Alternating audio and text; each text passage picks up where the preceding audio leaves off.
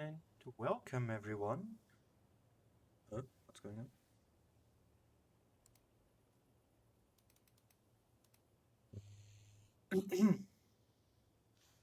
Am I loud enough? I don't think I am. 1 second.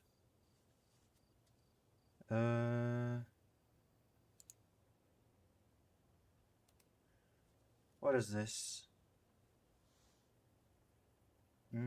Hello? We're just too quiet. What is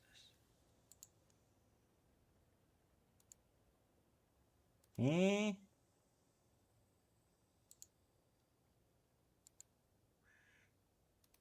Let me just make myself louder then. Okay. We should be louder now. I hope. No clue what is going on. Forgot to set up my green screen. Give me a second. And then I can turn on the camera.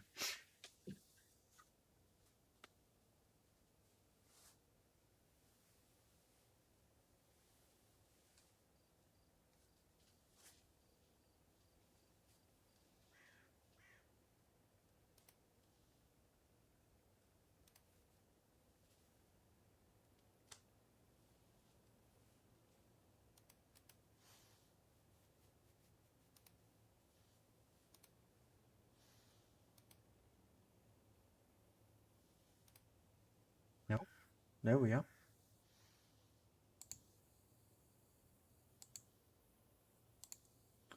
A bit see-through though. Let me see if I can fix that.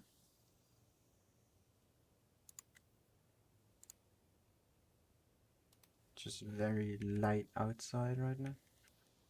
So the green screen is a bit screwing with us, but I think we're good. So yeah, hello guys. Wait, do you even hear the game sound? You should. So yeah, we're back to previous skill, day 2. Let me just... Oh no, we don't. Oh, let's avoid that, but let's do it like this. So we're not too tall. But yeah, previous skill time. We followed endgame last time. We're gonna follow endgame again. Today we also have Fugit and Jack streaming, so not just one, but two other streamers. So that's quite nice. And my hair is wanting to disappear. This is annoying. But let's ignore that. So we have this is the bracket, the only group that is on EU today. As you can see, we cannot select another one. Endgame's right here. We're gonna have Vale round 1. It's gonna be quite a tough one. Jack is up here. We might meet him in the quarters. I think this is right. So looking forward to that. TFCZ here or Phoenix might put a stop to that though. We have also Reckham here. The round before. APA is right here on the other half of the branch. We have down there Raid, who Fugit is streaming. We have Ivy, which is I think past LXN with some other members. I could be wrong though. And then both BPS is down there with Reckham. Fuha down here too. So yeah. Hopefully gonna be a good time today, I hope. Let me turn that off again. So yeah. Because 5 minutes, not because, but because there was an update yesterday? Was it yesterday or 2 days ago? The replays that we had in store are now more or less run out. So if you have anything that you would like me to show on stream in terms of 7.9 replays, send them on my Discord in the appropriate channel. And yeah, hope you guys are going to be enjoying this. I sure will. If we end up meeting up another one of the streams, we might do the same as we did last time with Fugit, where we had a talk about, you know, just some predictions. Also, why is his quality this bad? What's up with that, Jack? What did you do? All right. Anyway, So yeah, again, we have only one group for the final stage. As you can see, let's check the maps that we play today though. And we have Black Goldville and Castilla. We haven't had Black Goldville yesterday, nor Castilla, so it's going to be interesting to see how both these teams are going to be approaching that map. I think I want to turn myself even louder.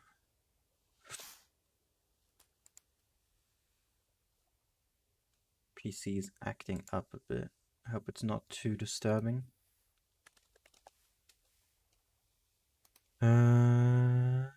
Alright, I hope this is better. If there's anything going on in chat, just let me know. Or if there's anything in general, just let me know in chat or on Discord, for those who can. Because, I mean, you know, who knows?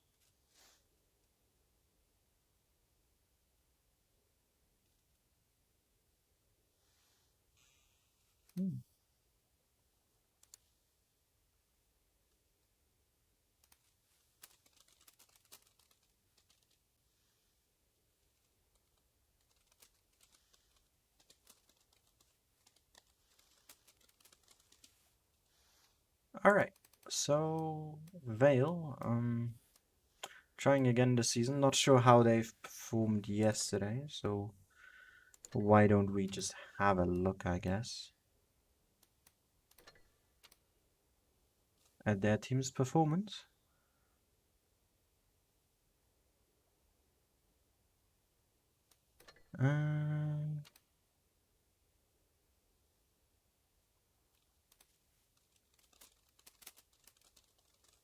Alright, so they did pretty well yesterday. They beat Immo in a 2-0. Lost to APA though. And then won the third place match. Alright. Tiebreaker though, so you know.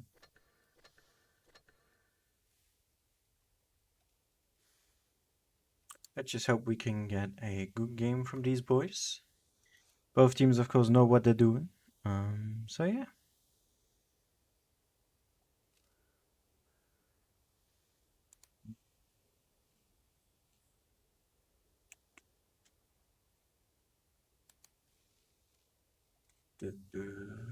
We need one more for endgame.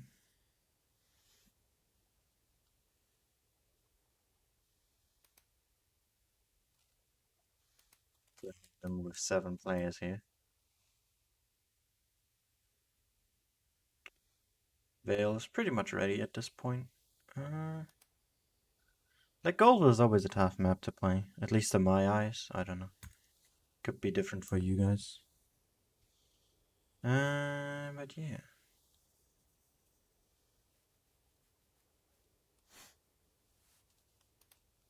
Double Vickers. That would be interesting if they do decide to go for that.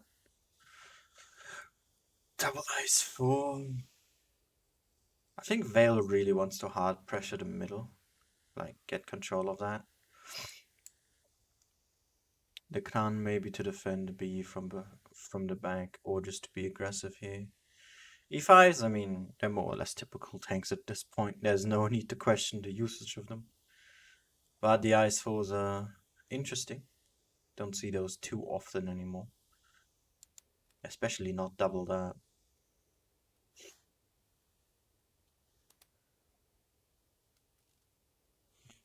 Double T22 so far on endgame side, if we ignore the not ready up person. 1 Ice 4, triple E5. Looks like a box standard lineup really. Nothing more to that.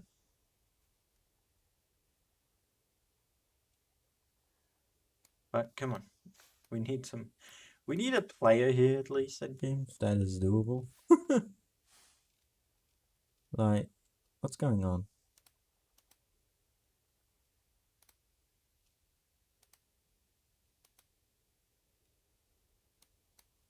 Game, come on.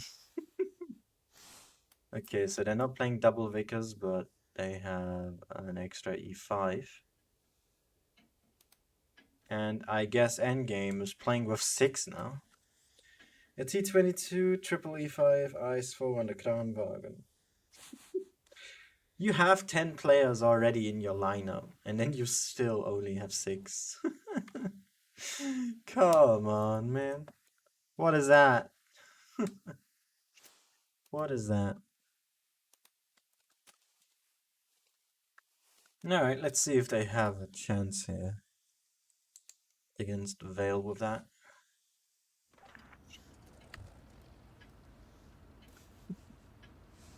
Well, they're down by quite a lot of hit points, so depends really how they play. Fire, Amarak, or points. One of those needs to work out really well for them. Cardo going typical middle. Who's gonna take this position here? Tustin straight into A. That's normal too. Endgame is splitting themselves very hard though. Well, hard on C. They really want that cap pressure. Not going for the A cap though. That's quite interesting. But Valrider here is pushing straight on through.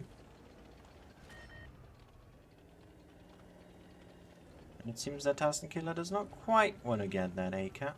Just there to spot things. 200 from the Ice 4 there into the Kranwagen turret. That's a lot of damage. Last there in A. I think he should be moving. Because his team is now under pressure. 3k HP down. Well, let's see if they can do it. They have a T22 here with quite a lot of hit points. DPM, I mean.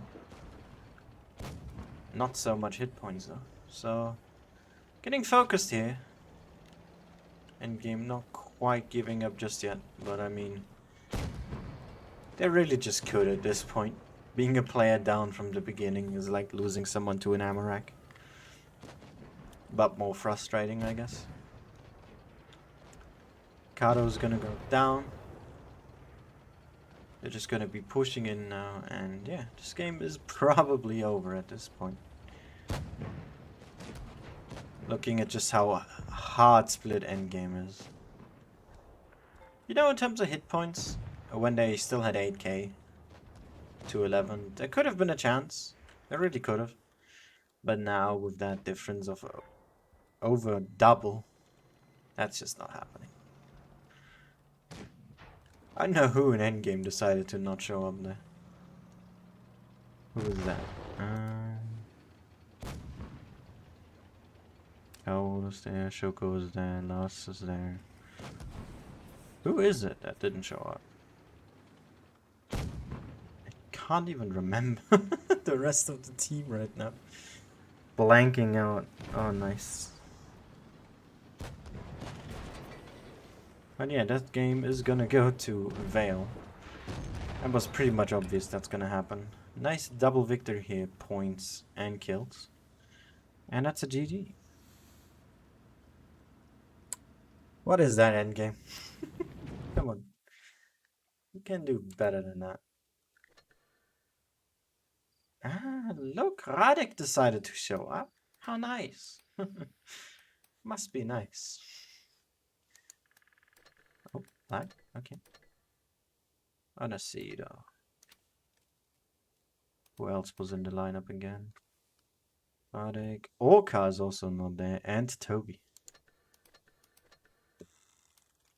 Or at least they don't show up in the queue. None of that's a bug, or if there's just no one there. I don't remember. Does it look weird? I mean, it might. Yeah. The green screen is a bit funky because it's not properly lighting because of outside. Don't worry about it.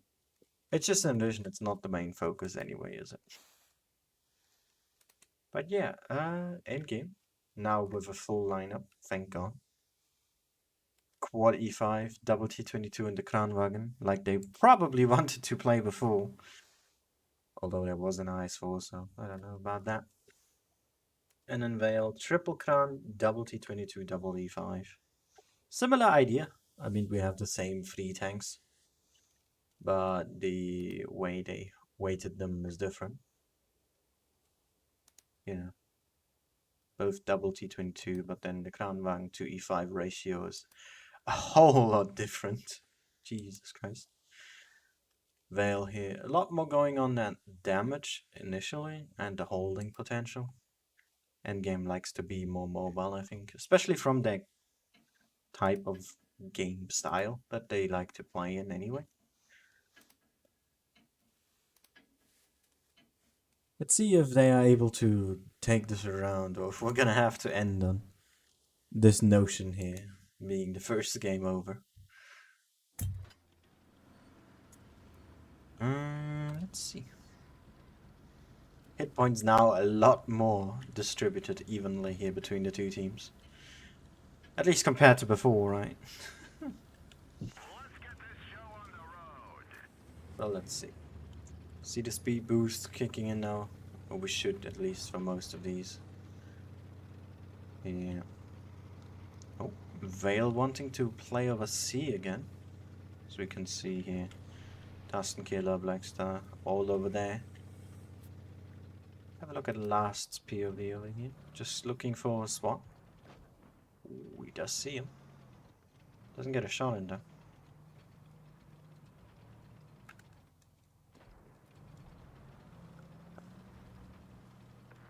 Nico's already losing hit points. Should be a bit more careful there.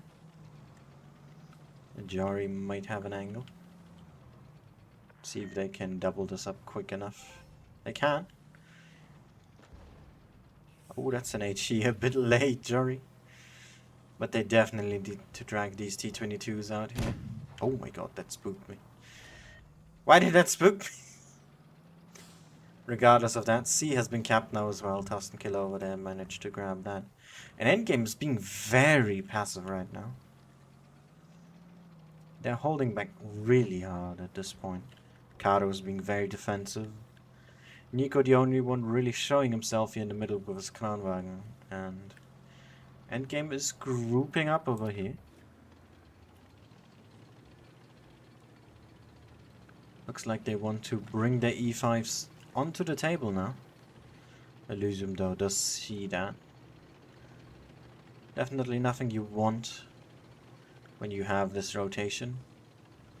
Especially when now Shoko here in his E5 is also seen. Gonna be interesting how Vale will react to this though. So far being still very stationary. Very passive here as well. Ooh, good shot into Valrider. Jari here maybe a little bit too far away from the rest of his team. He does have backup, certainly. But if he does get pushed here, there's just no real way of coming back from that. Oh, Valrider, he takes another one there.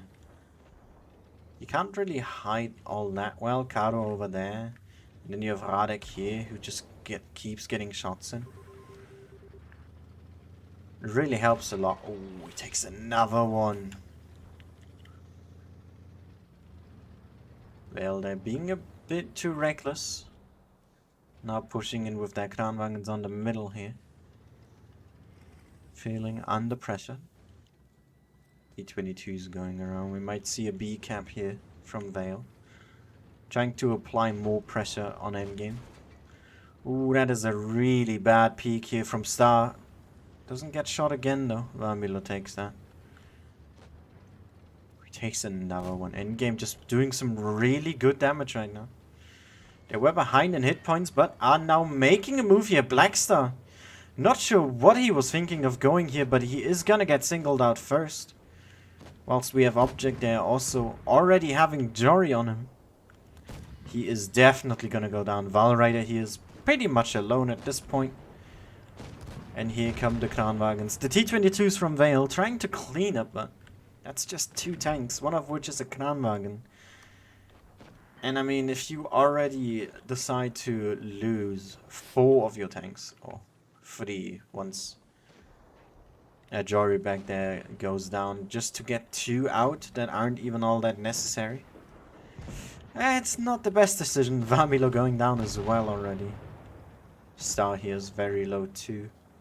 It's gonna get focused out by Winch now.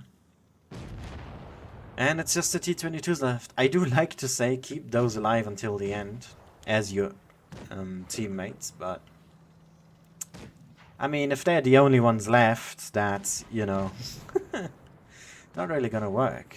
So, that's pretty much a very strong and more or less easy victory here for endgame. Vale got very reckless in the end, and we're gonna go to tiebreaker. Ah, yeah, true. Right, boom. There's Whoopsie too. I forgot about him. Who didn't show up either. Oh my god, man. Really good game though. A decent damage spread, other than from Shoko, but that just happens. And yeah, Blackstar just got singled out early. And the rest of Team Vale just couldn't really do a whole lot, could they? We're moving to Camp Stila.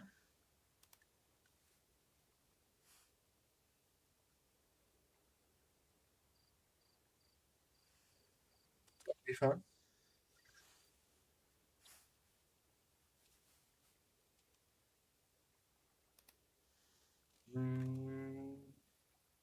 Now that is a lot of Kranwagen. That is a whole lot of Kran. I wonder, should I turn on my lights already? Let me see. Oh god, no. That's a bit too much color. Let's keep it a bit darker, so that I don't just pop out of the corner of the screen. Alright, thank god Vale is going against 4 Krans. Because I was about to say, looking at the last game, that they might be falling for what Raid had last time. When or winter season, when they relied too much on the Kranwagens. Which is why they didn't go all that far. And they changed their gameplay, so good call there from Vale to not do that. We see T22 Vickers from endgame though. And then just typical heavies. We see one ice for triple E5 and then the Kranwagen here. Not sure. One of them probably gonna hold the core. Oh, wait, no, they're not in the Nova spawn. How'd they do that then? Assuming the ice 4 is gonna go B here, just to spot and defend that. That's usually the go-to position for a tank like that can sidescrape well. Well, he though does go with a reasonably clipper-heavy lineup, 50B and double Kran. Also has an ice for double E5 and 1 Vickers. Mobility advantage though on the side of endgame. Thanks, Caro. Oh my god. I don't think so, but you know, thank you, man.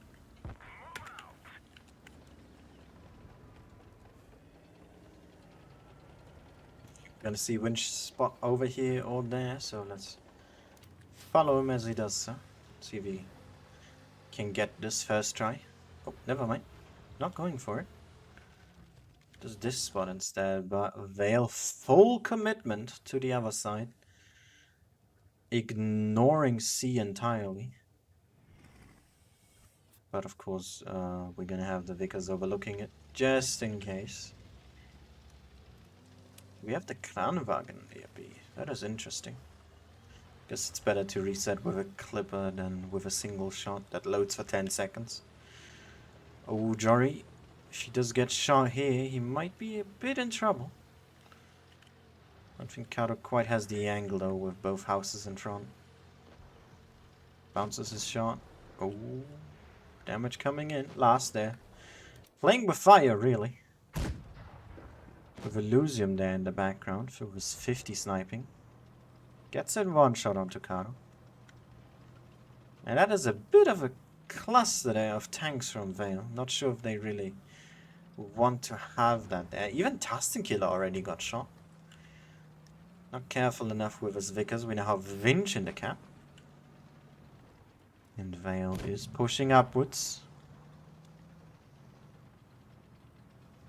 Ooh, wow, they are being very aggressive here. Kato's not going to see this early. Blackstar gets one in. Trades hit points here. Shapey down there is pretty much isolated at this point. Tastenkiller and Winch are just going to have their own duel. But endgame is just dominating this right now. They have the extra hit points. A has been capped now. But endgame does have that point advantage.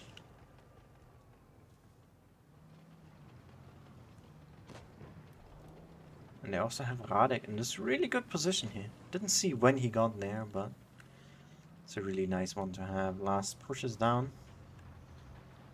Probably wants to join up with Winch here.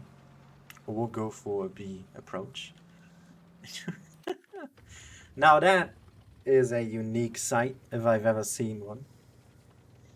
A 50B on the ridgeline.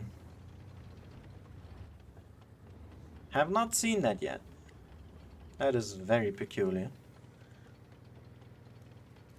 In-game here. Still unsure what to do though with their current position. They can't pick up too high either, because Tusken Killer does have that angle down. Oh wow, he just got blind shot Winch. That is some really good shots he's putting out. Hitting that one. And yeah, Tusken Killer now down to a 2-shot. Didn't plan for that probably. You would really want to keep those hit points. But he was unable to. Even though the hit points are the same on both sides, basically. Endgame has done a lot more. Because they don't have the hit points, or the beginning hit points that Vale did have. Now they're relocating. Sending 2 E5s over. Not sure what the full plan is, but it seems to just be disrupt the C camp. Last is gonna spot this. Shapey might be able to give some support fire in. But then you also have Nico in that corner. You have the guy shooting from up above. And Radek also has shots in here if he peeks up high enough. I only see Jory though. It's not a spot you want. You want to see both here, preferably. Alright, I'm gonna make that push into C here. Oh, and B at the same time. Shapey there. Oh, Nico, he needs to get out of the way. That takes a maximum from Elysium and a fire. That is some crucial damage there coming in. But they are now in C. There's nothing that really endgame can do to stop that, other than to counter push.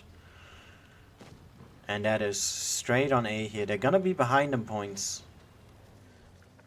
They're not gonna be able to catch up.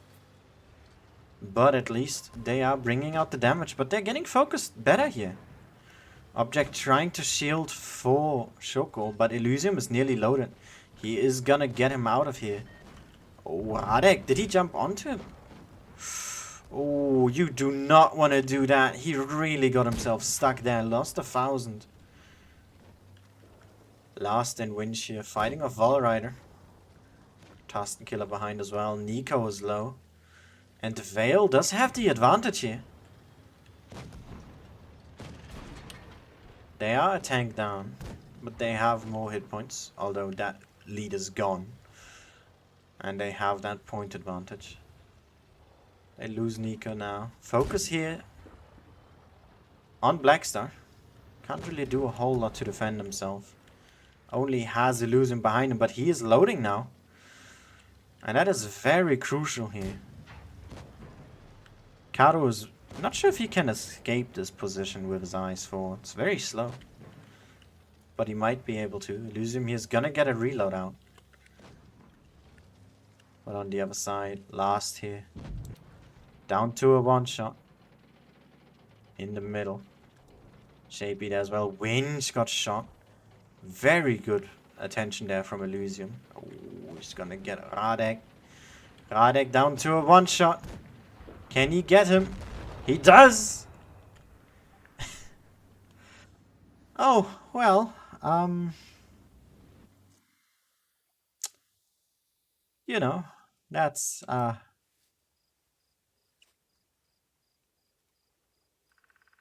bit something, isn't it? Endgame here.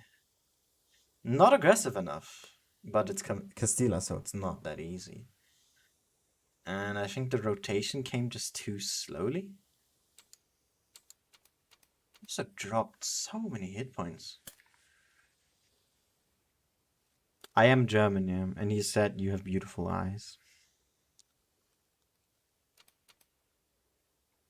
Elysium here, key in that position. Really good shots all around. We can't watch this because we're a spectator. The game is going on my stream right now. Well, that's it for us. Endgame's out. Oh, that is very awkward, man. Okay, I need to turn on the light. I am way too dark down here. There we go. Let me turn on the assistant. There we go. Let's get an update going. And Reti lost as well. Okay, Serenity won. Jack's team won. A1, N1. Reckham beat them. Yeah, to be expected. Zenith won. Raid lost as well. Okay, both BPS teams won. What is going on here? Well, that is rather awkward, isn't it?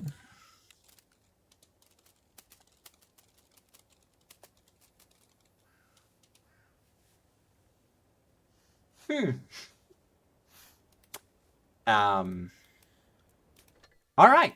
So that's it for the stream. That's all I can say, really. Oh, no endgame. You do not want to see that. I wonder what happened on Raid side as well. They lost 2-0 on Black Goldville.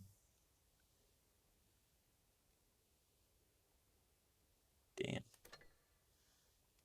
So yeah, this is more or less a good chunk of LXN, if you remember. For those who've been around for a while.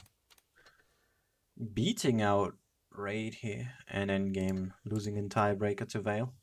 Vale is gonna be really happy about that. They had an unfortunate seeding there. Damn.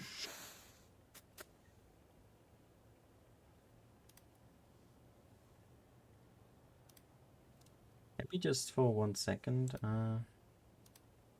Alright, I'm gonna pause this here. Oh, let me do it like this. 1 second. I'm gonna talk about that match again. No. I don't want to hear myself. I hate that. Alright, so we're gonna get some Inception here going on. So, I have the stream open. I just want to have another talk about what happened in this game, right? So, we started off with a solid point advantage from endgame. They got that C cap early. A just got denied there by Last and I think it was Cadillac in his eyes for. Although he served more of a distraction than really doing a reset. And, you know, it was going alright. They did more damage to Vale than they really took, even if the hit points are even to, for example, Tusken Killer, Jory, and Blackstar. They just lost a lot already. You know, normal, more or less normal progression. And I want to see where it started to collapse, really. We see the rotation from the E5, and this should have been spotted both from Last. I'm really not sure why he didn't see both of them and just one. That's what's confusing me here. Like, he saw Jory, but he didn't see Valrider, right? Also, let's... It says HD. Is my quality this bad? That it says HD, but this is not? So, Vale decided to be aggressive here. We had Elysium up top, who still did good damage. Hit points still even. And here, I think here's the moment, more or less, where it starts to fall apart. With the push on B, as we can see right here, that was Shapey in his eyes for. Valrider went into C. That they couldn't stop. But of course they had Nico here in his eyes for. The thing is, Shapey was lined up for this, because they had this one spotted. They knew he was there. And it's just a very common spot to aim at. So he just got shot down instantly. And of course, because, as again, they expected this peak to happen, Elysium was right there and was able to get in shots as well. Gets a fire with his first shot. And then a max roll right after. Yes, they got a reset, but he lost 1,002. He lost half his hit points. Already down in hit points, even though they did quite a bit to Shapey. But, I mean, that isn't quite enough, is it? Winch is starting to take damage. He was trying to peek against, who was it? Jory over there, which just doesn't work out. So, solution here from endgame, because you lost the middle, more or less. You can't really do a lot against Shapey. You basically lost the C cap already. Pressure A, get those tanks out, and then clean up, right? The thing was, though, the T-22 was missing, main DPM, and their Vickers was missing. And the lineup that Vale was playing, which is autoloaders, is very good against pushes and counter pushes if you have good focus fire and if you load it.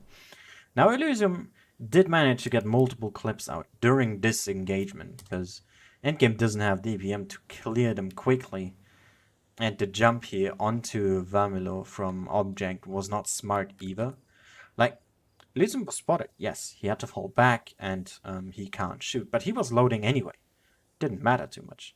He can just wait, get into position, and then shoot down Shoko, which ended up happening. Kato down there had to get into A because of the worry for points.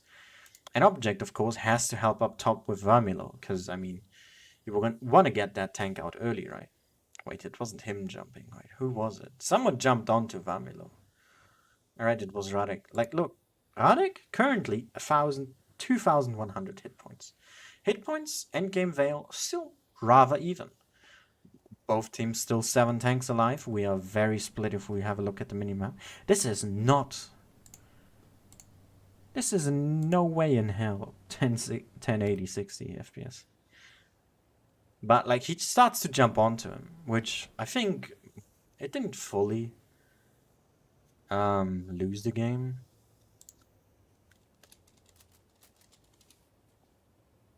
Fugit says we might be going through the bracket. I'm not sure. Do we?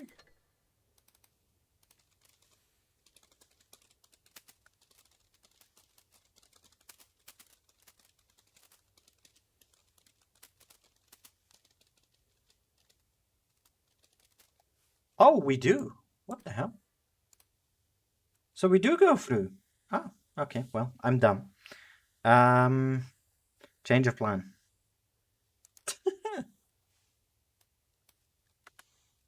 I didn't know that.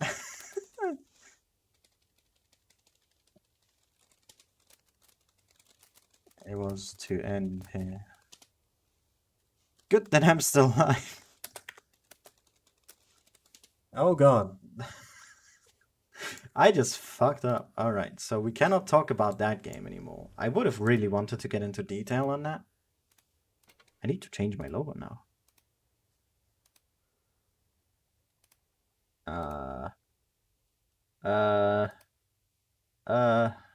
Panic mode. 1 second. 1 second. Let me proceed to get Veil logo.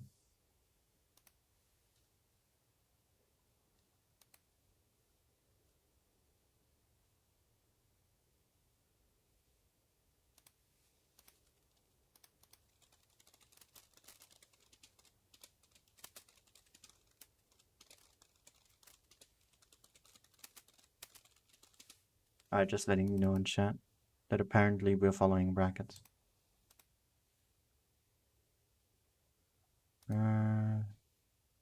Where is my file for logos?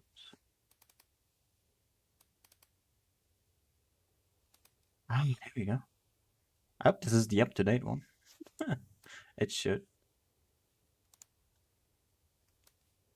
That is far too big. What is going on? What is the size of this? 355, 14.7. Let me turn this off. I don't. There we go.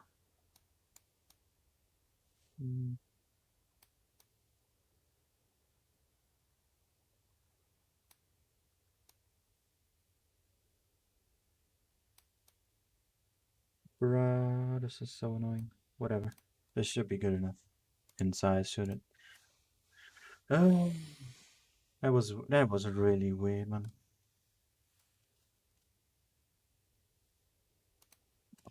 Hi, Winch. Yeah, that's 6v7. I don't know why you guys did that. Like, there's 10 players in a team for a reason. I wonder what happened there. Well, good that I kept going with this stream. I was gonna end after my analysis on that game, right? I was gonna. I just messaged Fugit after the game ended, and then he messaged me saying, "We go through the brackets, do we not?" And I didn't know that. Did they tell us? They did. I just can't read. And then through the bracket to the final, to the bracket. I'm an idiot. Oh no, dude. I'm such an idiot. All right, focus. Let's get back into the game. So Reckham and Vale. There we go. That is a lot of e5s. That's quintuple e5 double Kranwagen. That is an aggressive game if I've seen one. If they do decide to play aggressive. And then Vale with a mouse on Normandy. Not quite sure about that one, but let's see what Blackstar has to go for us. We have Ice for 2, double T22, double Kran. Okay, we see double Ice. Oh, that's weird.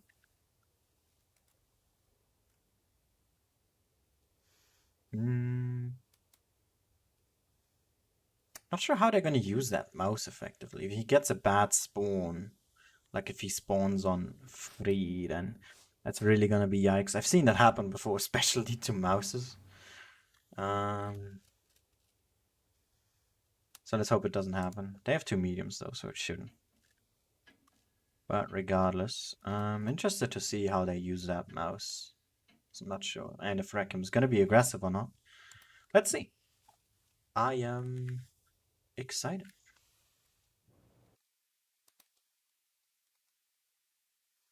Not quite sure what to expect from this one. There's a lot of different players in Reckham from different clans as well.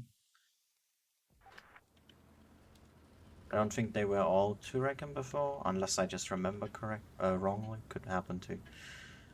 But regardless of that, let's see what we can do here.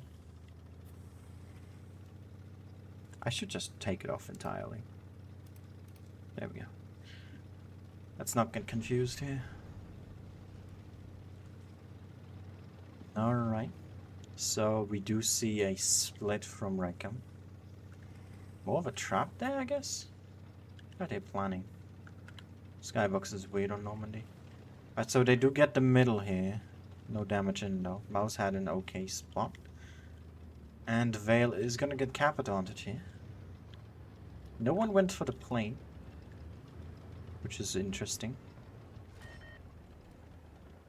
He only got spotted. How? Did Vamilo see him? That is crazy. If he did. And there goes Blackstar. Yep. Have a look at his POV here. He is gonna be very troublesome to deal with, because he has... It's not that he is a dangerous tank by any means. The mouse is not.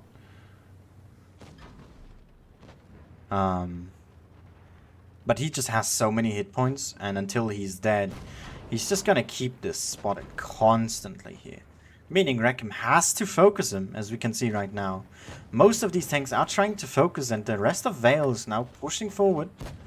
We have 2 or 3 tanks here being isolated by the rest that Vale is pushing onto. They need to get their tanks in though. All the Russians are here, the Icefalls, the T-22s. Blackstars just keep on pushing. Ava's already down to half hit points, and so is Wrong here. Whilst we have Vamilo being focused on the other side. There goes Aeon already. And the focus on Vale is just a whole lot better here. That push from Blackstar really was game changing. Wrong goes down in the E5 as well. Jory is down to a 1-shot. Blackstar finally goes down here.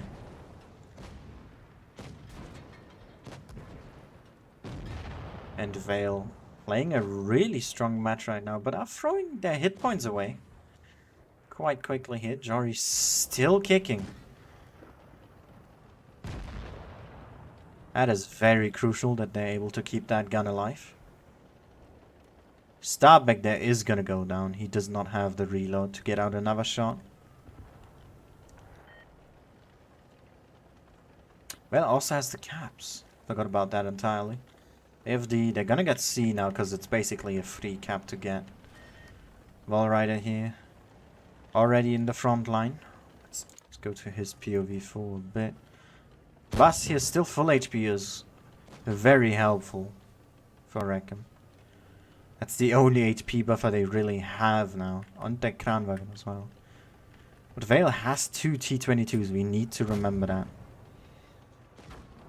The DPM is going to be the main selling point for these tanks now. But Walrider is losing more and more hit points. Center of attention right now for Rackham. Jory, of course, staying hidden.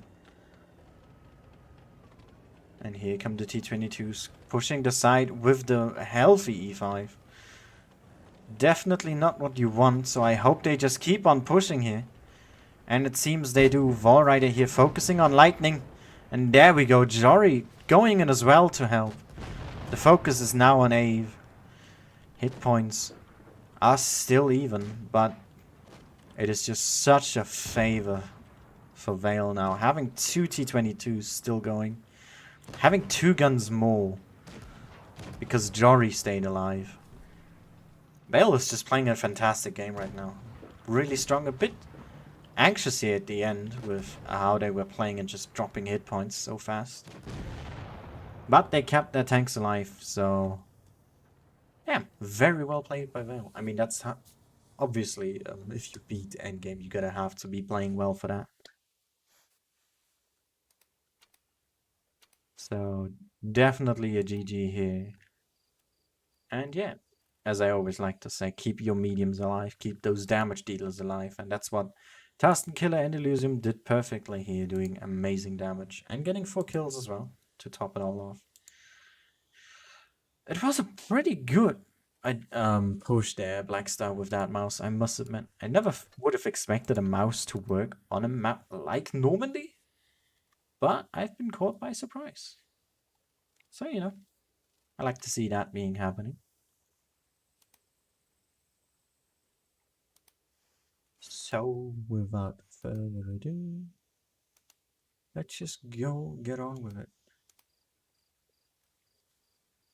Triple Kran, we see triple E5 and a T-22. We see a Chieftain, of all tanks, a Chieftain. Now, I'm not sure about you guys, but personally, I don't like the Chieftain. I don't think it has its place in tournaments. But if wrong positive can prove me wrong, or is it positive? No, it's whole. Can prove me wrong, then go ahead. Because they are going definitely for a more heavier lineup here. These E5s, T-22s, and the Chieftain. Only really the Kranwang and the IS-4 there with like proper armor layouts. So it's gonna be interesting to see how this is gonna clash each other. Because Vale is going a lot more focused on armor this time, whilst Rackham is not. Like, they're just mainly going for DPM here, I think, with that mobility. And just some armor to boot, but like, it's not sufficient, I don't think. So let's see how these lineups are gonna be going against each other. On a map like Normandy, because this is very hold down heavy. Everywhere you go, you can go hold down, so... you know. Interested to see how this is gonna be going on. 1200 HP difference here as well. But I mean, with the DPM they have, that should not be too much of a worry.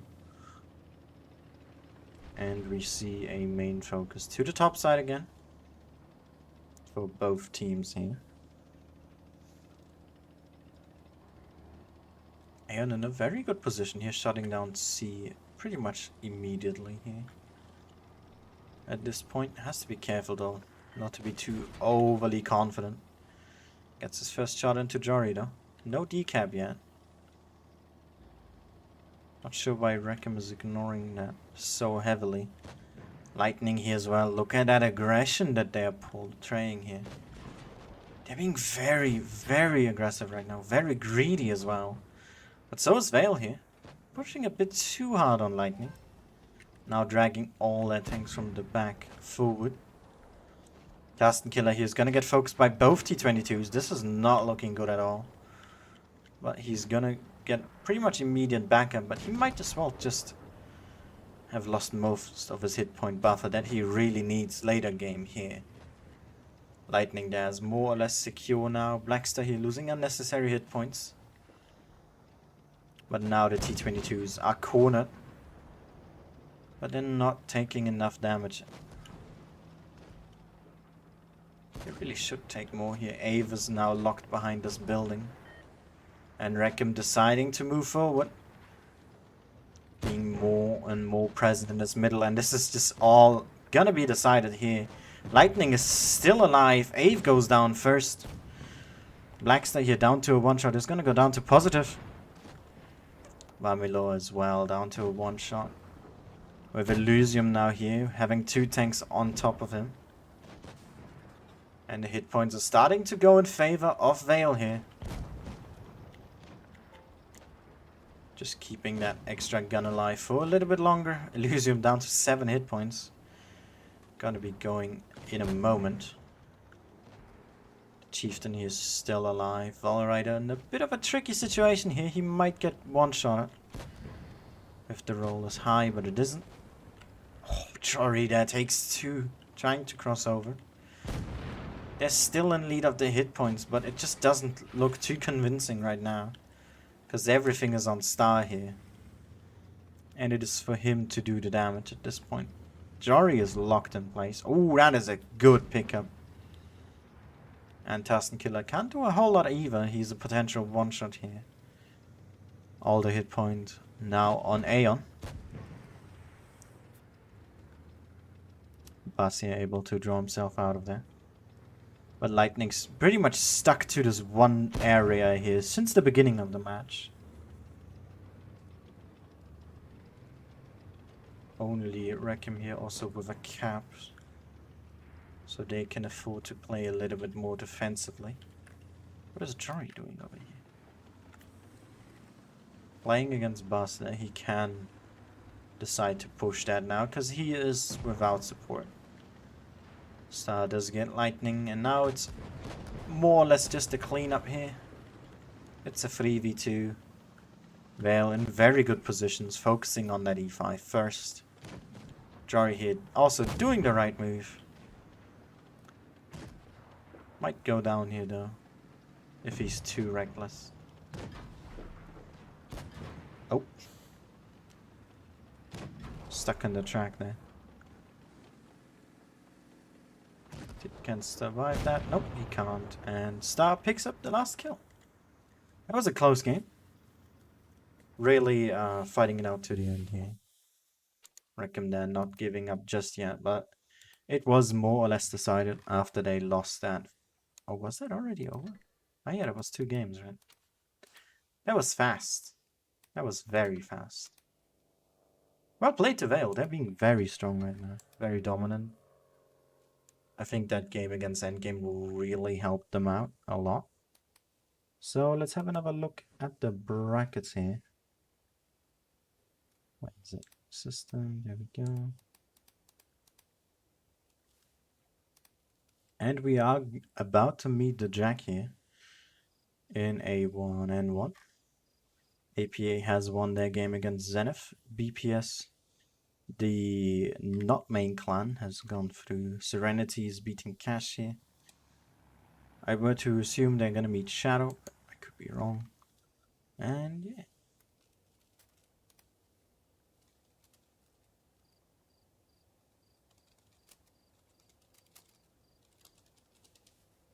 We just message Jack.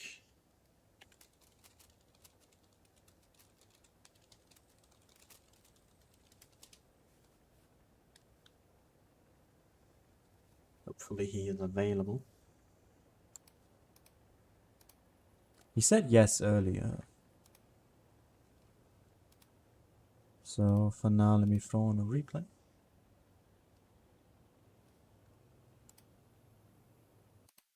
First one is Layla. On mines in the hell, yeah.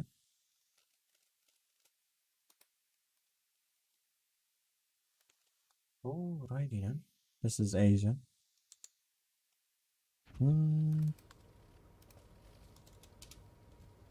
He's ignoring me. I don't believe it.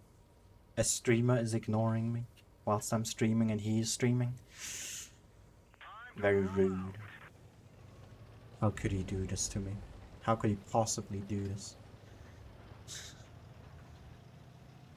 Layla, you still haven't loaded that 30th shell, by the way. Why are you on 29? But even so, the Hellcat got a buff, so it now has 6 extra shells to begin with. So you're now lacking, what is that, 7 shells that aren't loaded? Come on, Layla, what is that?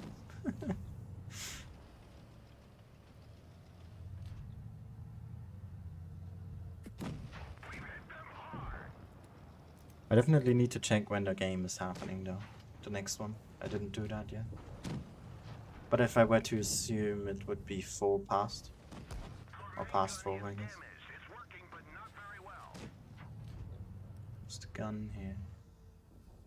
So yeah, also quickly to sum up any confusion at all. There is no gameplay change to mines. All they did was add some cosmetical stuff. This one here. This one over there. Some trees, I guess. And that boat over there. And then some fighters over here. So Jack is ready. Let's have a talk with him.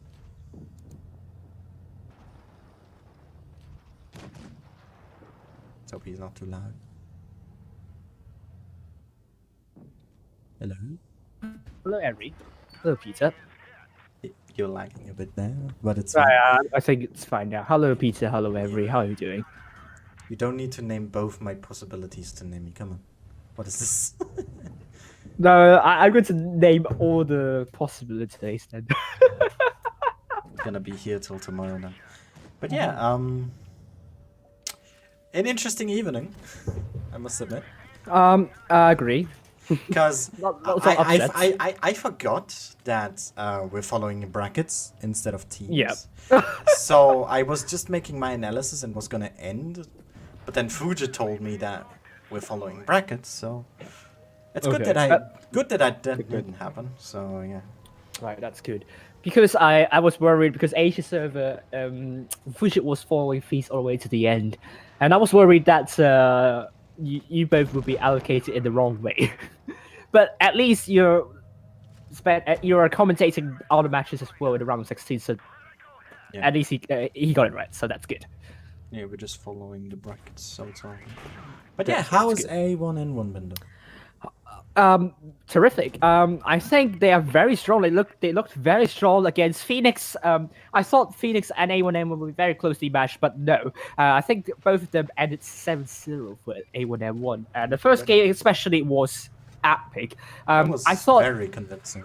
It was very convincing indeed. I thought A1M1 was going to lose that one because Phoenix was able to push the line very, very far in the front, and A1M1 was basically pincered, trapped. The T22 videos were trapped in the corner, kind of perma-spotted. So I think it was when Phoenix got a tank isolated, and also A1M1 made them move the mouse to distract Phoenix, and that won the game in the end. But the first game, they have to fight it really hard. But the second game, A1M1 was very, very convincing indeed. With I think it was A1M1. I don't know what exactly happened, but just they were able to split Phoenix forces into 2, and Phoenix, they had some communication issues with Crown Bargain just rushing a tank alone without any support, and A1M1 was able to kind of shut down that tank immediately, and then at that point onwards, Phoenix just split into 2 parts, and I guess A1M1 was against them then. Yeah, A1M1 was just was more consolidated in the end. So how did it go for both Endgame versus Vale? Because I heard that Endgame only has 6 players in the first game. Yeah, the first game, I don't know what exactly was the cause of it, but they only had 6 of their 10 players there. I mean, you know, normally you'd be like, all right, sure, there's a chance because it's endgame. But Vale was just too dominant. Because, I mean, what are you supposed to do, right? I mean, against a strong clan, being a tank down already from the beginning is harsh, even harsher than getting someone ammo-racked full HP. Because you at least get some info from it, right? You know where people are, but just being one down just didn't work. So that first game was a loss. The second game, though, was kind of interesting. Because Endgame played passively at the beginning. Right. Yeah. Which is not usually their style. I know they can play that way, but it's something they usually don't resort to. But having Vale on match point against you, you of course need to not be too risky, I guess. And I think that really worked for them because Vale was just overly aggressive, pushed the wrong side because they tried to go over B and the middle mainly. So most of their tanks that were top side near A just got isolated. But I think the main kicker was the Castilla game because we went to tiebreaker because Endgame won the second one. Castilla, it is. Did they cap? Indeed, they did. Oh no! I mean, both teams kind of did, right? It's Castilla. What are you expecting? But well, I mean, if we both get to commentate in the, let's say, professionals tournament grand finals, then I think we need to kind of do a tour guide on Castilla then. Yeah, probably. But regardless of that, so one thing I need to mention before I go into detail, Vale played a 50B on Castilla, which is rather interesting because you don't normally associate a tank like a 50 because it's very tall with that map. But Elysium was playing it, and he played it on the TD Ridgeline because they had the North spawn, which, you know, arguably is the better side of the map. But, I mean, that's up for debate. And the start was pretty slow. Endgame was able to get the C cap, shut down A. At least they got a cap. Which, so they had cap advantage, but I mean, A was going to get capped eventually anyway. And after some hit point trading, where Endgame came out on top, they Vale decided to send around 2 E5s to the C side. Right. Where they had one of their Vickers and an IS-4 in the middle, which they prepared to push B on. So the plan was, send the IS-4 to B, send the E5s into C, pressure Winch, who was in his Vickers at the time, and I think he had support from a T-22. But they only spotted one of these 2 E5s, which was a problem. And seeing how they tried to defend that B cap, because they had a Kranwagen in that defensive position with the, you know, that split between the two houses with the bush, right? They had a Kranwagen there. He peeked that corner because obviously where else are you going to get to defend B from? Gets shot from the ice wall, but the 50 was already lined up. Got a fire in and a max roll. So he took in 2 shots. Right. Vale starts getting hit point advantage. Endgame, I think, I'm not sure if they were, how do you put it, like, fully concentrated, but they rushed things by pushing over A, because that's the only option you have. You're gonna lose the C side, or you more or less already have. You can't defend the middle, so your only option is to go over C, or A, sorry.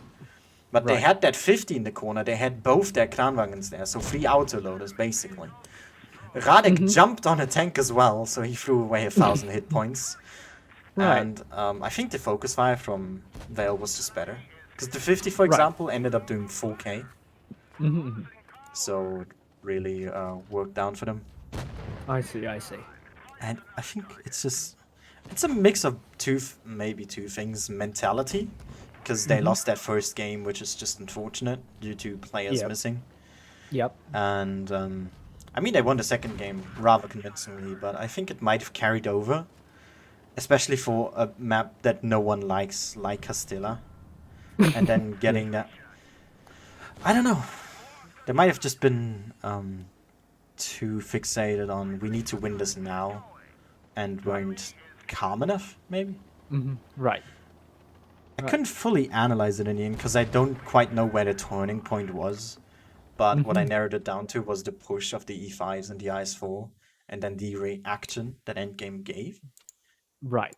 Because usually Endgame is not a team that reacts; they are the active team, and then Okay. they see how the enemy reacts, right?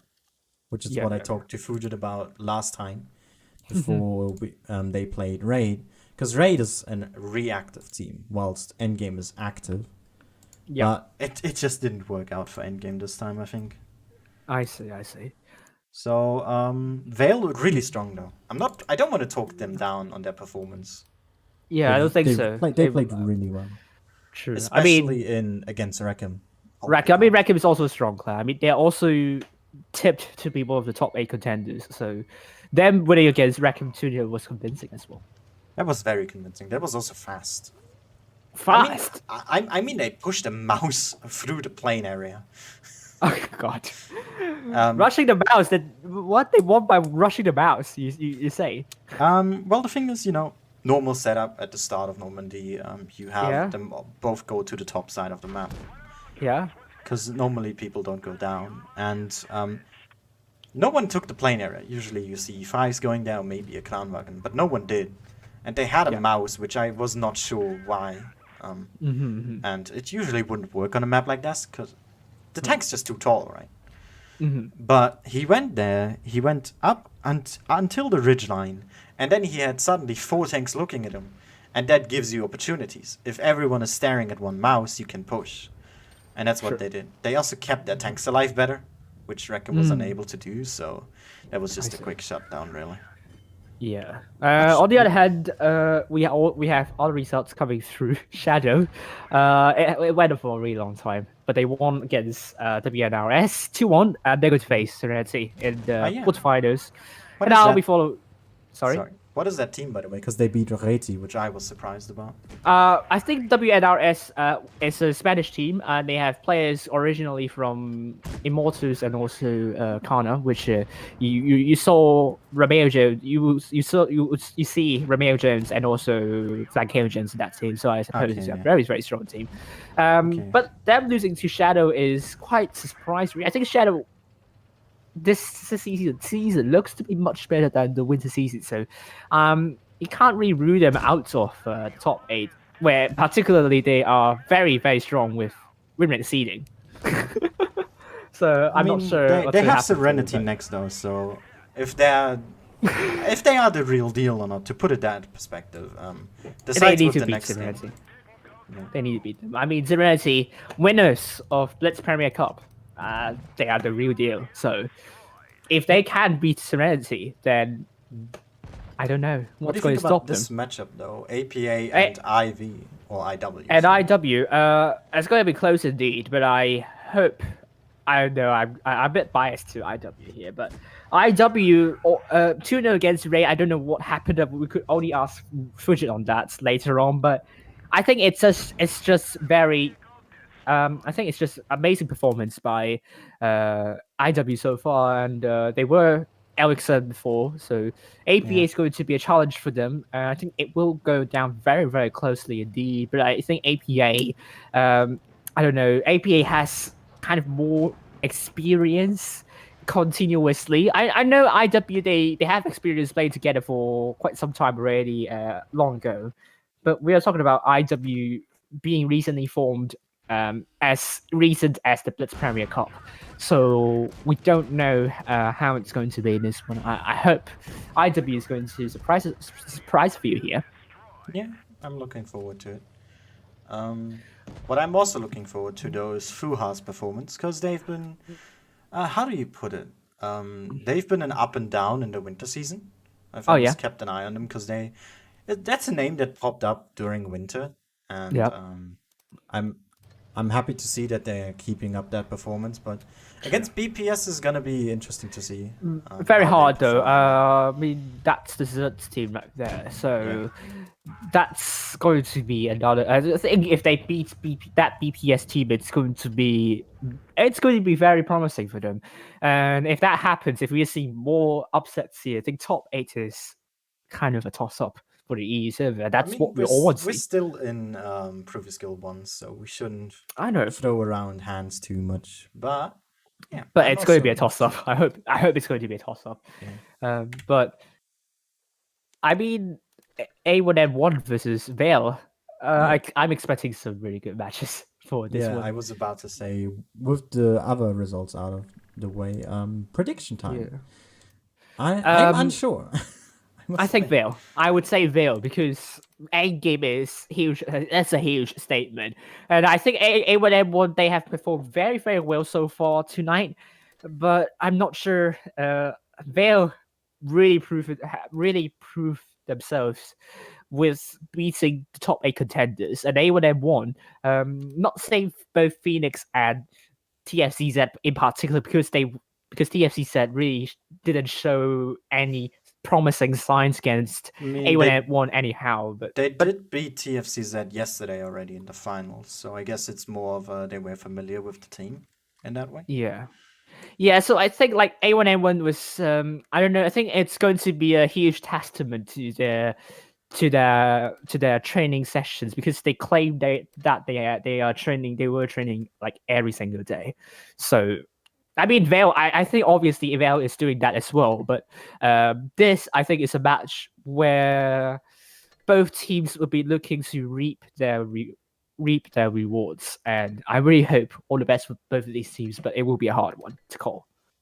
Yeah, I'm really looking forward to these, especially these results of this round now, because Yeah, these are some very interesting lineups and some possibilities for, just straight up upsets, as we said. yeah, and I think we kind of need to pressure Wargaming to change the seeding because there is no way like matchups like Jack, IW against. you already know that we cannot do anything about that. I know we cannot do anything about We that. already but, know their statement, and that is to wait I till know. autumn. There's nothing else. Is to wait, yeah, but I really hope that it's going to come in summer. But we can only hope. But yeah, but just For but, despair, as we still have 2 minutes. What do you think about that map? it's a very heavy map, obviously. So you can see some houses here. I'm not sure we haven't seen heavy maps played tonight. I mean, Black Goldville and Normandy, as the first map of the previous rounds, they are relatively medium mobile-ish. So this is a huge change in pace for both of these teams. I'm not sure how Vale played yesterday in heavy maps. I didn't know about A1M1 in heavy maps, but this is going to be uncharted territory for both of these teams tonight. For tonight, and it will be interesting because A1M1 so far for me they benefited from mobility in the past rounds that I streamed. So I'm not sure how they're going to cope with a map that is very heavy oriented. I mean, we see 2 mouses already on both sides. We also see a 215B, which you don't see often. Right. But it has been popping up more or less recently again. And what I'm hoping for, we don't see it now, but maybe in the round after, is a 113. Since it's Right. buff now, it has been getting some more attention. And it has Right. been used in tournaments before, so there's not a way of saying you can't do that. And on a map like Fort Despair, it's even more so prevalent because it is very fast getting to the corner if you want to play that way. Sure. So it's going to be interesting. I'm expecting a B brawl heavily with some Yeah. attention on the corner. But Right. Let's change the overlays for now. Here we go. Oh, I got your message, James. But yeah, technically not a BPS second team, but I mean they are under the same family in a sense. So, but they're independent. That's true. But let's just they're not get under into too much detail on that before we step on the line. Yeah. But Yeah, without but- that, yeah. have fun commentating, and we'll Thank see you each very other much. later I'll with see you. Fugit. See you later then. Bye for now. And with that, oh god, ready up. Oh, that was close. That was very close. Oh my god. Okay, that S-Conk switch was like last minute or last second. Jesus Christ. That was risky. But yeah, U team A1N1 formed, as Jack told me, between, or is more or less a mix of, what did he tell me? Here.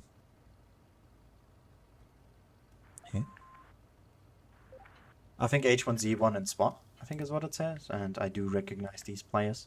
So it's interesting to see about their chemistry and how they are able to work together here, and how Vale is going to be playing this one as well. I look forward to it. But yeah, we see a tension here to the seaside, which I did not expect myself. But we also see no focus on the middle, at least as of right now. With Neka here holding the side, he's able to look into and defend B from there. Oh, Memo already taking a shot there. First damage here coming in on both sides. Really interesting position for the S-Conk. A bit tall there. You can see his side in that position. So he has to be very cautious with what he does. But Vale here being held back quite far. Unable to close in on the C cap here. Blackstar looking for that reset, gets it again. And Vale just more prevalent here on the C side. Memo here very out of the open. And A1N1 here now deciding to just speed up the momentum and push through the C side here. They're taking a lot of damage crossing and just on their way there in general. We are down 3,000 hit points already. And not a lot of damage has yet been done to Vale here. And as we can see, Vale now pushing in with the rest. Naka's completely out of the fight here. He needs to really get in quickly. First tank on both sides has dropped now. But a lot of these tanks from A1N1 are already down to half or about that. S-Conk now goes down next. Didi here is going around. Naka finally joins this fight with focus on Jory, but they are so outnumbered with hit points. And the focus is just not quite there. We see some good shielding attempts here with Elysium trying to hold out Naka for most of it. And focus is now on that mouse here that is in the middle of everyone. Didi also down to a one shot there. Extra from Blackstar. This game will go to Vale. Very good start here on their side. Didi does go down to Tastenkiller. And A1N1 just very out of position.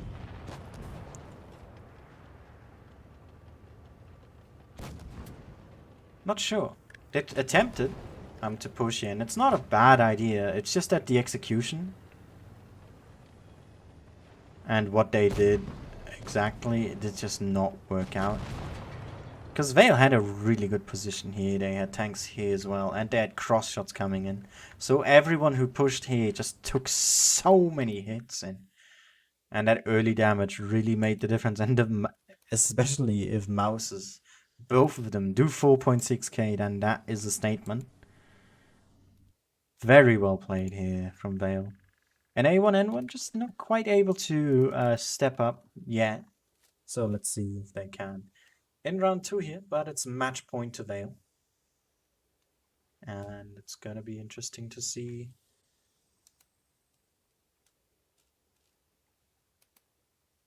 how they're gonna be reacting to this.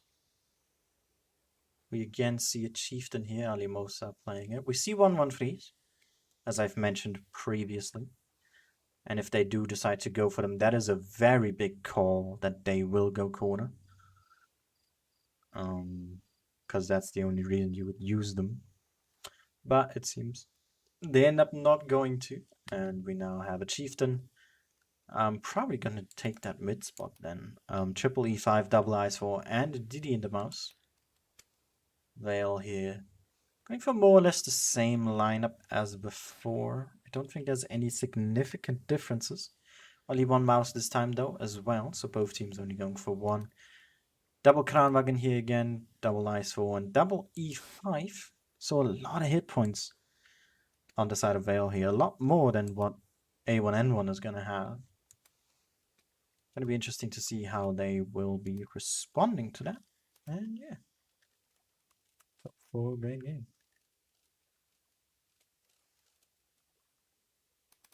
People they can present to us here? Oh, Jorik, you better ready up, my friend.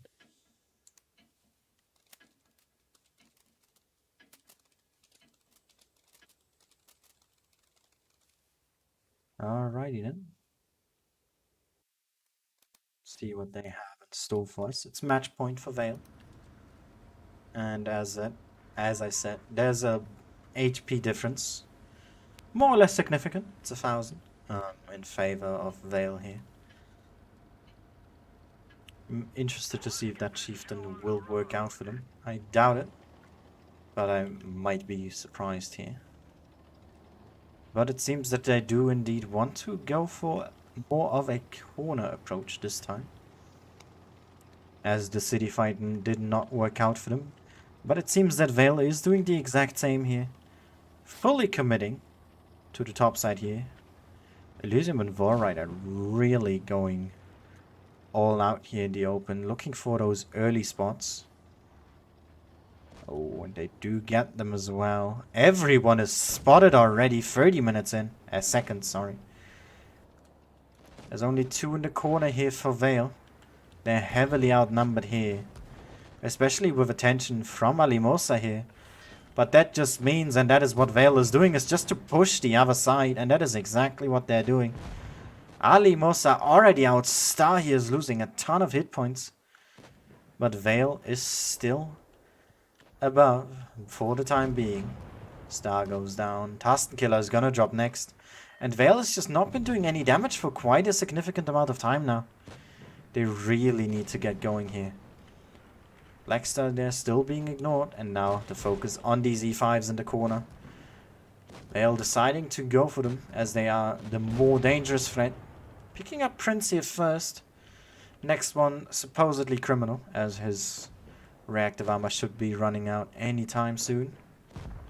And he does get tapped out of the game. We now have a 4v5 here. Vamilo is still alive in his Kranwagen. Still holding strong. Is going to put out one more shot before going down to Naka here. Nope. Unable to. Took a bit too long there trying to aim that one in. Blackstar here bullying that IS-4. I think Vale could just turn around and focus DD at this point. Valrider there. Can still take another shot, but he has to be a lot more careful. Comedy actually was able to get away from Blue Star. Look at that. 1400.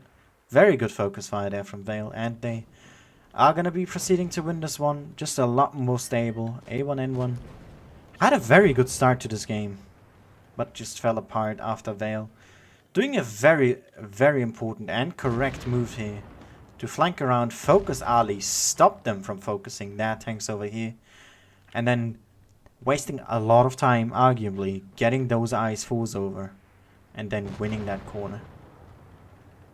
Very well played by Vale, and deserved victory. GG. But I must say, nice attempts from A1N1. Just not able to pull through with it. And with that, that result is sacked in. Let me just get a message.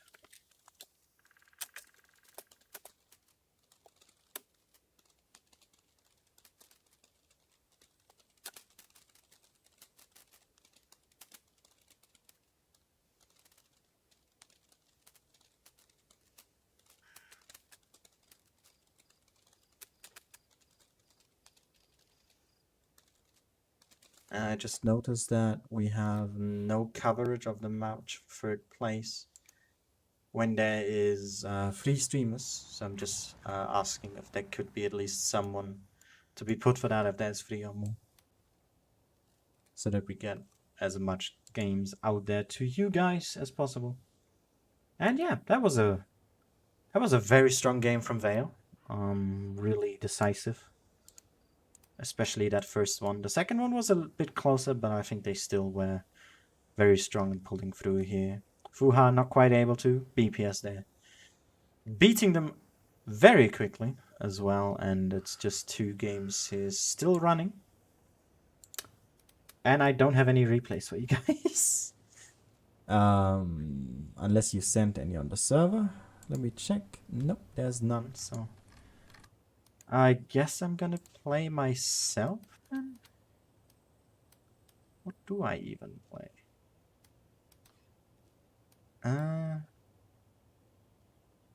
I don't know. I guess I'm just gonna play my VK. I don't know. I'm not warmed up at all, so this might go terribly wrong, but I mean, I want to have you guys see something and not just a garage for 15 minutes. So let's at least play some games. Also gonna turn off my chat, so that there's nothing to be offended by if anyone says anything. And yeah. Hope you guys are enjoying the commentary.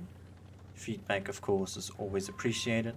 And if I do pronounce a name wrong, please let me know on Discord, and I'll be sure to fix it. And preferably also not just tell me that I'm wrong, but also what the proper pronunciation is, because if I don't know the right way, then how am I gonna learn from it, right?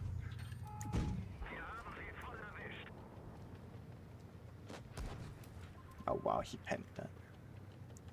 The fact that he even hit that to begin with is surprising. Not seeing a lot of action from my team here.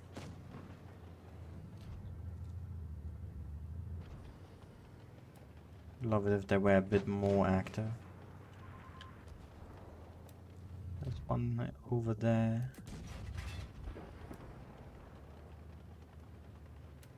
I can't do a whole lot right now. I'm worried about those mediums. I think it would be best if I help down on this corner down there. Because the I-7 is struggling as of right now. Already lost the tank destroyer. I think he was AFK, so it doesn't matter, but still. Let me shield a little bit. There is a TD in the corner, I just didn't penetrate him. I mean, an E3 on distance, shooting him blind is not an easy task, so. And the other one is in that corner over there. That's more or less to be expected though at this point. Nice. Good clear by the STB. Oh, we got a track shot in.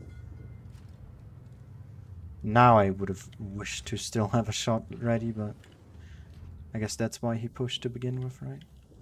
Because I am reloading.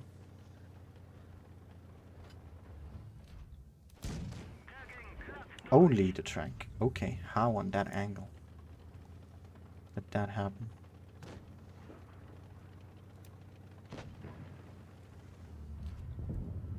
Oh, good attention from that waffle there. Gonna, okay, not take one, but he can reload before me. STI 7 clears him, nice. Good one.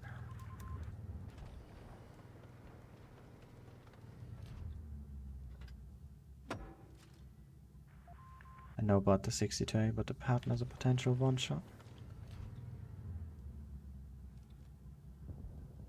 Oh no, that is bad.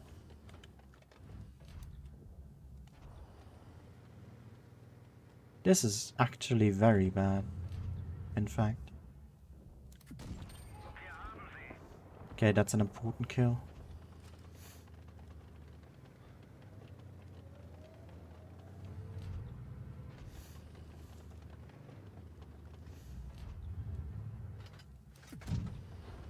I don't think that one hit, but I mean, worth a try, I guess.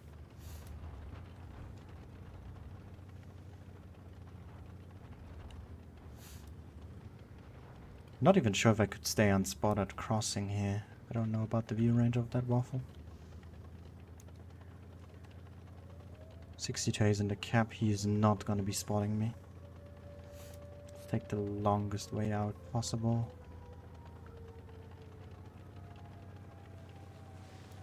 Oh, no one saw that. Don't mind me, just casually running around. I don't know the hit points of that 62. That is the main problem here. But I can take my sweet time at least. Because he needs another minute to fully cap. If I knew his hit points. I need to approach this carefully to not get spotted on any weird angles.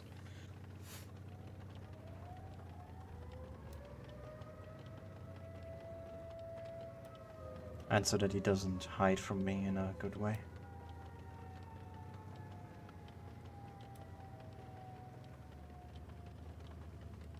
Probably be loading HE here just for safety measures, but yeah, I know where he is exactly now.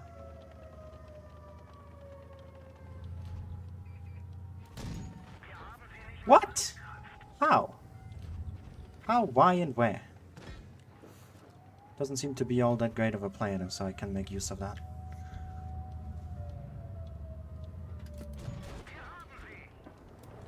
Okay, the waffle is over there. He tried to flank me actually. That is a very smart choice by him. Luckily though, that didn't work out for me.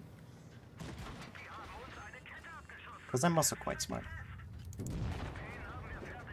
I wish I could have avoided that shot.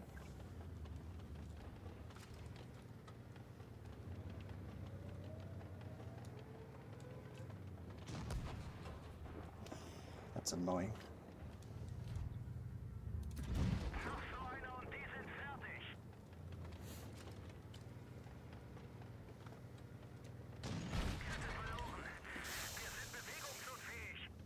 That is super scary. Oh my god.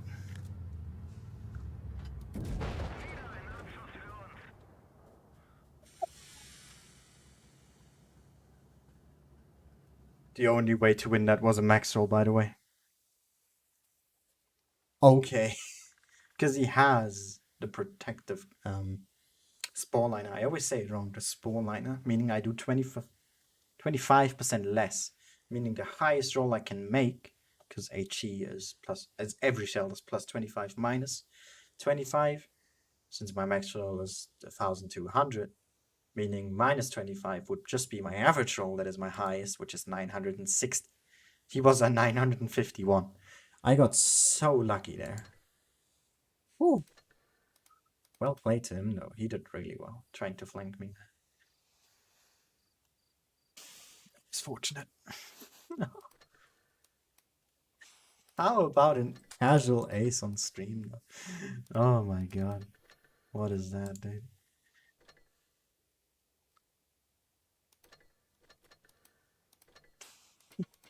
I just tried to get you a game, not an ace. God.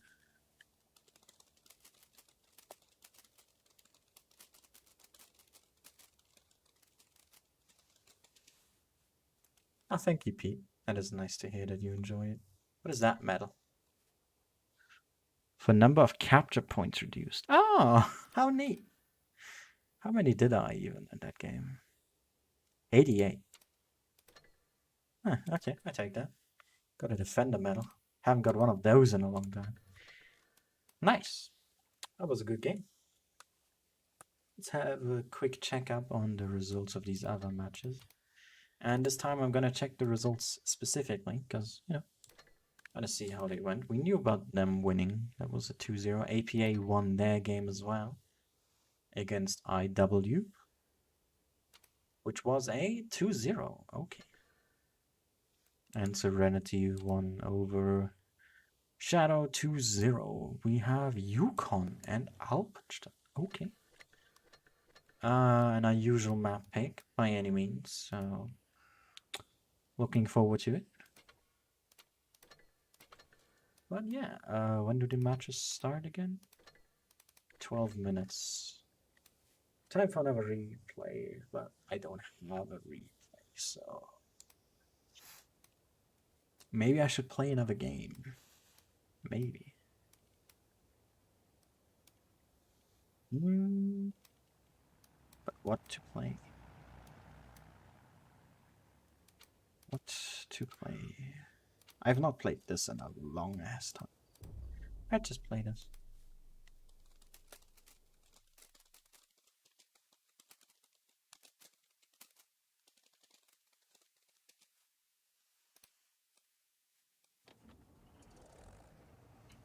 Say though, I got really lucky on that game. Jesus.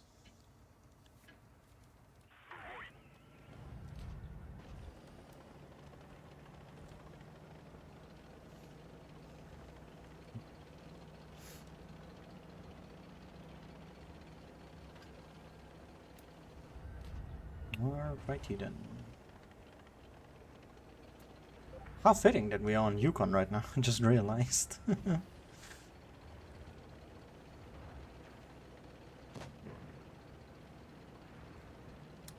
think I wanna... Oh, I got spotted.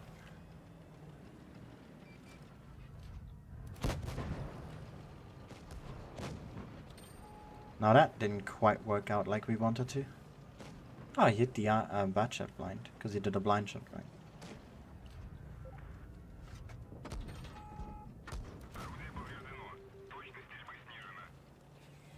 $400, man, really?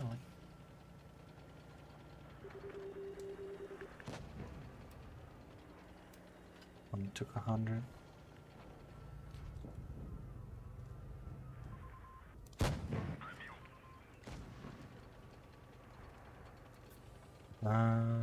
That bat shot is rather annoying over there.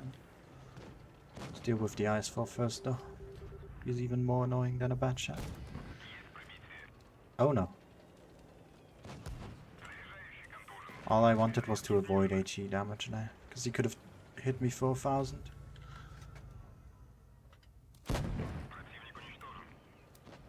Target priority, the bat shot can run, the IS-4 can't. Not that far at least.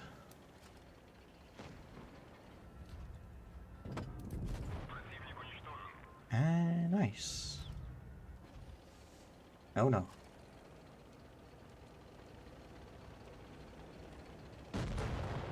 Oh, was close. Oh, there's the Jagdpanzer.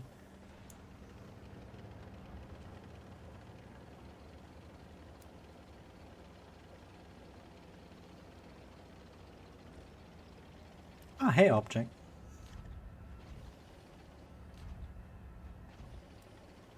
How you doing? I haven't seen you stream in a while. Hope you're doing alright, mate.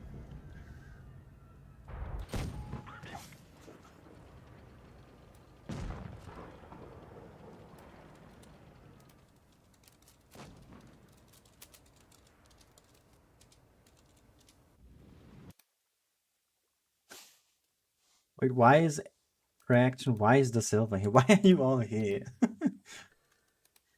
I don't like being looked at by so many good players. What is that? What are you guys doing? Nah, whatever. Welcome, guys. Yeah, that 63 shot was a bit, a bit bullshit. I'm not gonna lie. But I mean, that just happens if you rush the shot, huh? Alright, 8 minutes still. Oh, look at that. A replay. Thank you, person.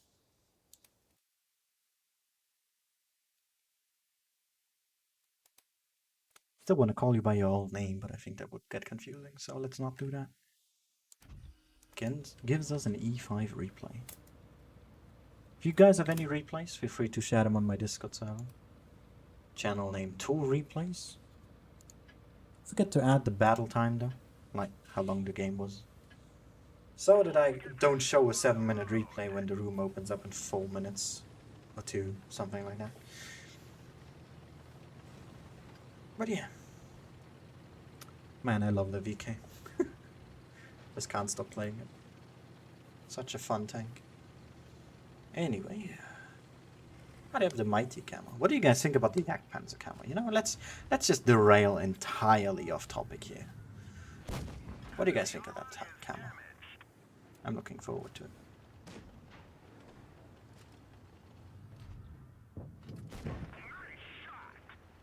Hey, Catastrophic. Haven't seen you in a while, mate. Hope you're doing fine. I'm more or less fine, yeah. Just a struggle really at this situation. But that's stuff that doesn't need to be talked about. Not in a stream like this. But yeah, quite some upsets today. A raid losing round 1 and endgame. Not sure what happened on raid side. I think for endgame it was just a bit of tilt from maybe round 1, having to play with a player less. That can easily disrupt communication. I'm not gonna start assuming that that's what happened. It's just, you know, from my point of view. if I had to assume something, would be that.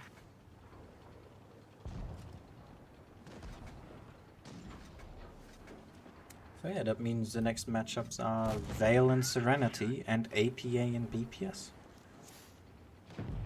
All of these teams have last season been in top 8. I'm not sure if I don't think BPS ended up in top 8 or like ended their season in top 8. I don't remember. But all of these teams have previously been in top 8. Let's put it that way. And they are all worthy contestants of it. So I'm looking forward to it. To the best of their abilities. Not sure why he'd use his reactive armor there. That looked so weird. He just shot the wall and got shot by the wall. Damn.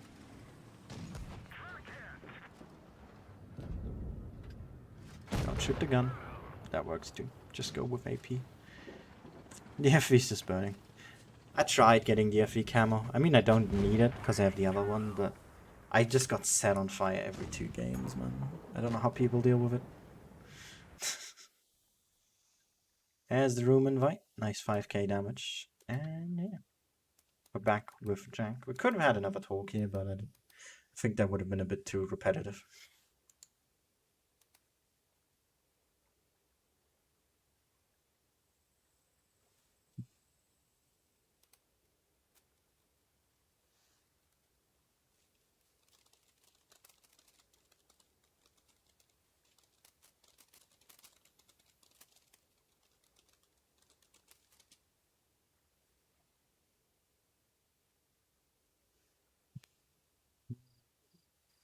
Yukon. Alright. I don't remember much from that map, from both these teams from the winter season.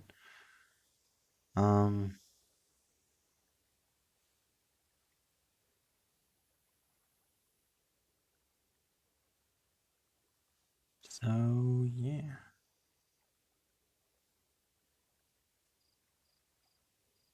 See what they can do. Double T22 here on the side of Vale. We see a potential Leo. I'd love to see that potential Leo. Sounds like fun, dude. That sounds fun as hell. We have some peepos over there.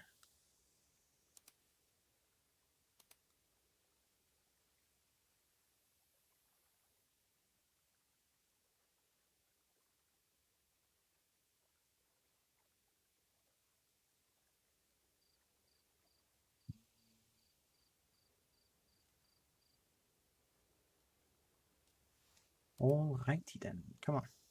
Serenity. Oh. I like seeing that Spitfire. If he ends up playing it, that is. He might not. Who knows? You know, for easy's sake, we're gonna go with Devil, Dog, and Jail, by the way. Because it's just easier saying that.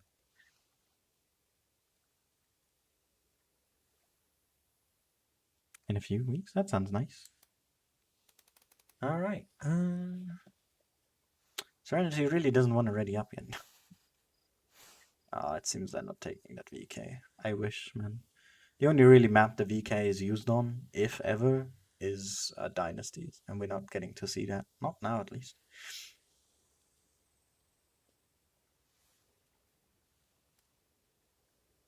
Double E5 though. Wait, are we gonna see it? I mean, you can play that, similar to Dynasties in the middle. You can place it there in the middle. Around the encounter cap area.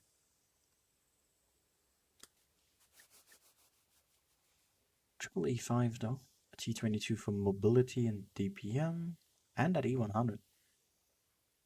That looks interesting.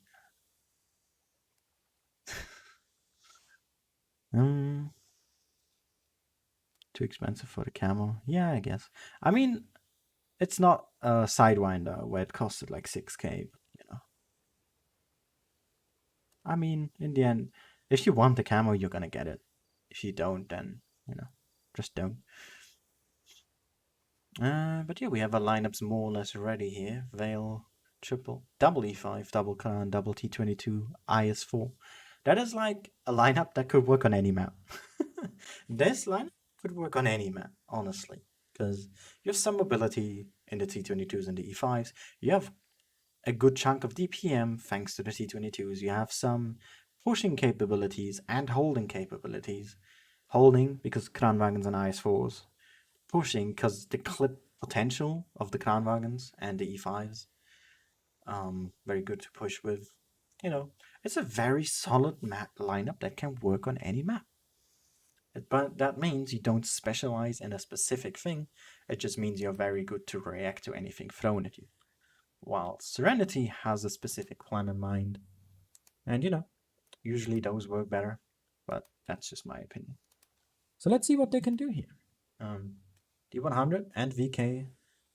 D100 more so needs to really make sure that he pens his shots. Because in E100 that doesn't pen, it's just HP. The VK can at least still bounce stuff, so looking forward to it. But Yukon is always a weird one, because it's not that old yet. It's still recently rather new, especially to the tournament scene. So, always looking for new ways to play on it is interesting. And let's see what they can do.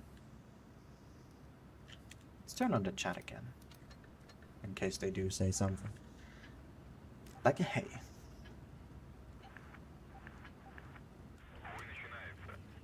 Someone said something about a stream, no clue. Alright, seems like Serenity does want to play the top side here. That is usually the go-to anyway. Kimmich and Jail here going for the what is that? Camo Jail. Vale here going for a interesting approach of the D side, the south of the map. Not a lot of teams go for this. Only works out if you really play well against cap pressure. Because that's what Serenity has established now. 2 caps early? That is gonna hurt. And they have coverage onto C. Especially with Kimmich here, who's basically in the position to defend it. VK might even do better here, but I guess it's the clip. It really sells it. The VK here holding this angle. And of course that one. And yeah, Vale a bit more defensive now, because there's a lot of coverage here from Serenity. A lot of good angles they are holding. Wall rider here, not sure if he's gonna get spotted by Jail, but oh, he actually did. Wow. I think he caught a glimpse of like the hole, the very, very front hole. That is not an easy spot to get though. We'll look at Blackstar here, how far he will peek. Does see Spitfire, but that's about it for the time being. I think it would be best for Serenity to keep Dog unspotted there really. Just as a surprise backup against that VK, but he's gonna see him here in a moment. Wow, got outspotted by Jail. That is crazy. But yeah, they can play this carefully. They now have a very solid point lead of over 100. We have Vamilo there all alone on that flank. The rest of Vale's more or less grouping up now. Devil here peeking for a small HE there, doing 200. Alpha trading. Ooh, that's not good. He got tracked now. He doesn't have a repack yet. Had to get that one fixed manually. There we go. Jari here, the first one to take a big hit. VK there landing its first one. They're now stopping that B camp from happening. But he's gonna take the next one here, Spitfire. Can he land it? Nope, unable to. Gets a track though. Still a reset. C now being approached. B being more or less stopped. But the points are still flowing in. A lot of damage is coming in so far. On both sides though. Spitfire here puts in another big one. The VK very good for these trades. But Alpha here struggling. Is gonna go down to Elysium. Oh no, he gets the bounce and Vamilo drops first. First blood here, Daze. Amarak was gone for a moment. But he is fine for now. Dustin Killer's getting pushed on by Devil. This game is gonna get close, but Serenity here with a hit point lead. Are now behind in tanks though. Now 2 tanks behind. They really need to start clearing up these tanks here. With Star on a 1-shot, with Volrite on a 2-shot. Oh, there we go. Spitfire gets the clear. Can he survive that? Nope, Jory able to clear him here. But just like that, Serenity takes back a couple more tanks. But it's looking really close. With Vale, most of their tanks are very low. Elysium here is down to a 1-shot, 30 hit points. Tusken Killer is on a potential 1-shot here if one of these 122 or 120s are all high. And even Jail here can easily go for it. Gets the shot in first. Oh, Kimmich there able to help out. Hit point lead for Vale. Thanks to Blackstar here. And to Jory, both being... Oh, that was lucky. Kimmich could have easily died there. Oh my god. Just want to stay alive here. You do not want to peek. Jail, you repeat, not want to peek. He has to push out, and there we go. Very good gameplay from Serenity. Very good team play as well. That was some really good communication here on the side of Serenity. Really good damage spread as well, as we can see. Everyone here doing a very good amount of damage. And Vale there, just... I'm not sure what really was missing. For them at that point. Might have just been a bit too reckless there with that push on B.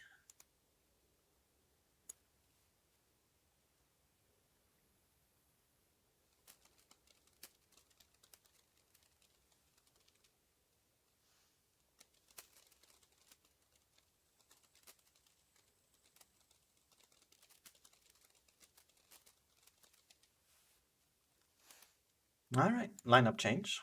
At least for Serenity, it seems that Vale has made no change. No, it seems like I've just taken the same lineup again. Which is nothing bad about it. Serenity here now getting rid of that VK, taking a mouse instead. Still double E5.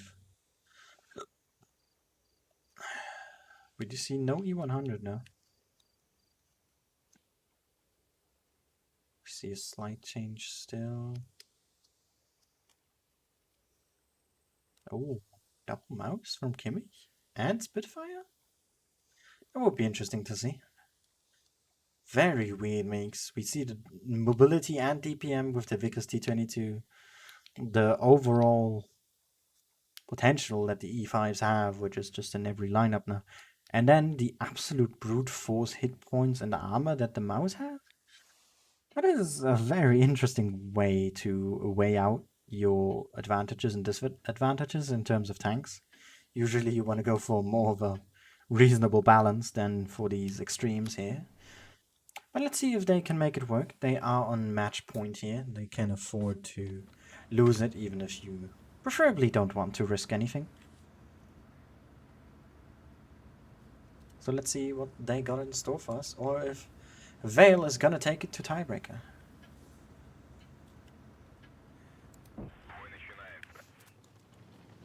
Nope. The hell was that? Alright. Let's follow Jail here first. He's looking for some spots. Vale going for the top side this time, getting that spot or that cap early, thanks to them mediums. And taking early positions here, because they avoided B with the heavies.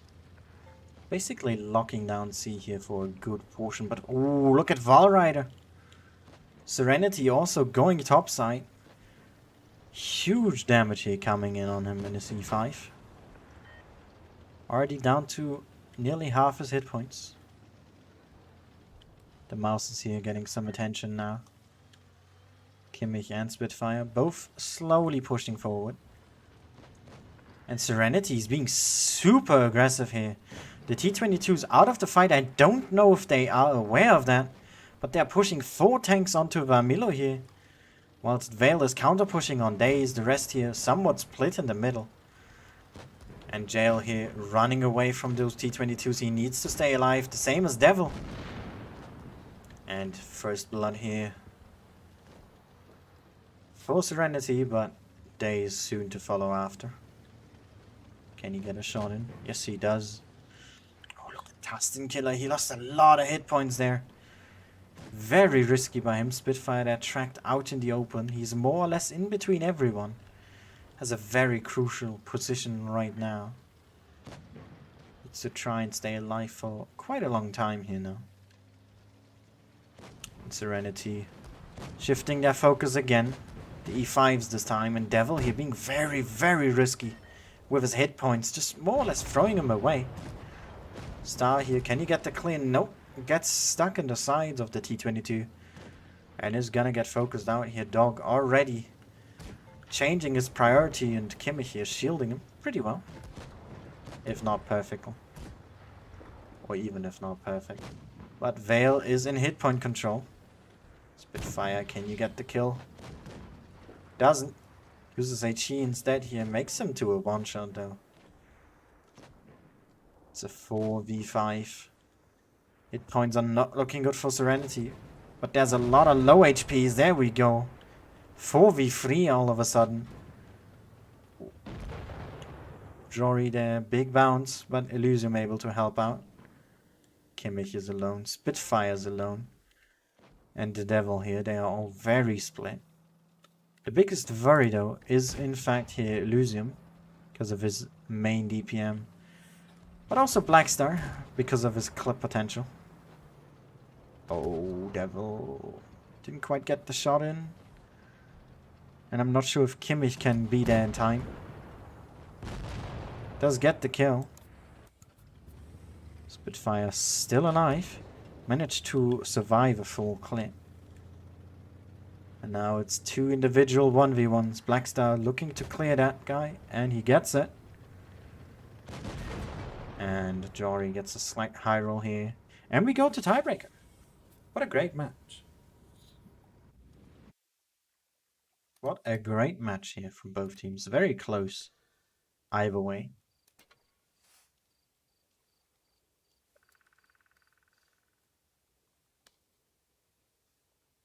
And we move to Alpenstadt. I don't know. I think it was some crucial shots that really decided that game there. It could have gone either way, really. But I think in the end, Vale was more consistent. Ended up being their victory here. But yeah. Well played to both teams. And getting a tiebreaker for the semifinals. Not a bad thing, though. Most certainly not.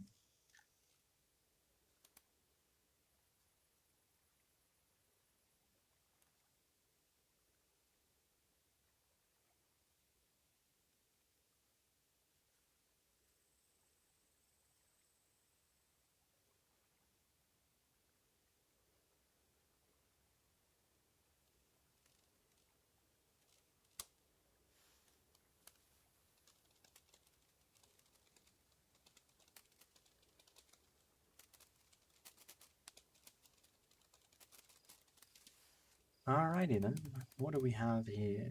Mousy 100 from Serenity. Let's have a Vickers here for that open area control, I think. Kranwagen and triple E5. And Vale, I'm going with a little less German. Also with E5s, IS4s, double Kran and a Vickers. So both these teams having a similar idea, but the way they decide to go for that tank selection is a whole lot different. So let's see how they're gonna be played out. Especially these two Vickers are gonna be crucial in how they play, and you know, in the end, who survives longer? Because having an extra Vickers who can then shoot HE in the butt of these crowns and these E5s is going to be crucial to the damage output in comparison to, you know, a Vickers that, or just set up a gun that is not, and just you'll lack heavy vision. So, tiebreaker here. Both these teams want to play their best on Alpenstadt. Jail might be able to spot Star here. I'm not quite sure. He's very far away. Does not see him. SNTY mainly going for the city. Only having Dog here in support of Jail. There we go. 4 tanks spotted. Don't want to sit in that bush too long. You might get blind shot here. Alpha already taking a shot. Going into C, and so is Devil. And there's a lot of knowledge on both sides now. That was instant. Both these teams are exactly on the same tick here. When it comes to points, there's like no difference at all. Dog here now has to be very careful against those 2 ice falls. But Serenity is being held back very well by Vale, taking very good positions. We already see a rotation here. Alpha already lost some crucial hit points here as well. It's nothing you want to see too often. And they're putting pressure up. Elysium, they're staying, ensuring that that pressure is still being kept, which is pretty good. Look at that Jail here. 2 sneaky shots onto Blackstar. Doesn't get spotted for it as well. That is very good. Oh, Devil there. Trying to reposition. Does get shot for it. Both teams are now starting to make some moves. Dragging themselves out of areas, into areas. Elysium here taking that high ground is really interesting. Whilst the rest is just drawing themselves back. If someone does decide to push this side, that IS-4, you're gonna take a long time to kill. And whilst that happens, you just lose the other flank. If you push that flank properly, of course. And it seems that that is Vale's main idea right now. Have Elysium there as a distraction. And then go absolutely ham on the city side here. And Serenity has not quite figured that out yet. Dog here is making his way forward. Daze and Devil are rather far back. And here comes the push from Vale. It's now all about how fast can Serenity react. The E5s are already on the move. But is that fast enough? They are in the corner now. Alpha here is not very healthy due to the start of this game. So he's not going to last for long.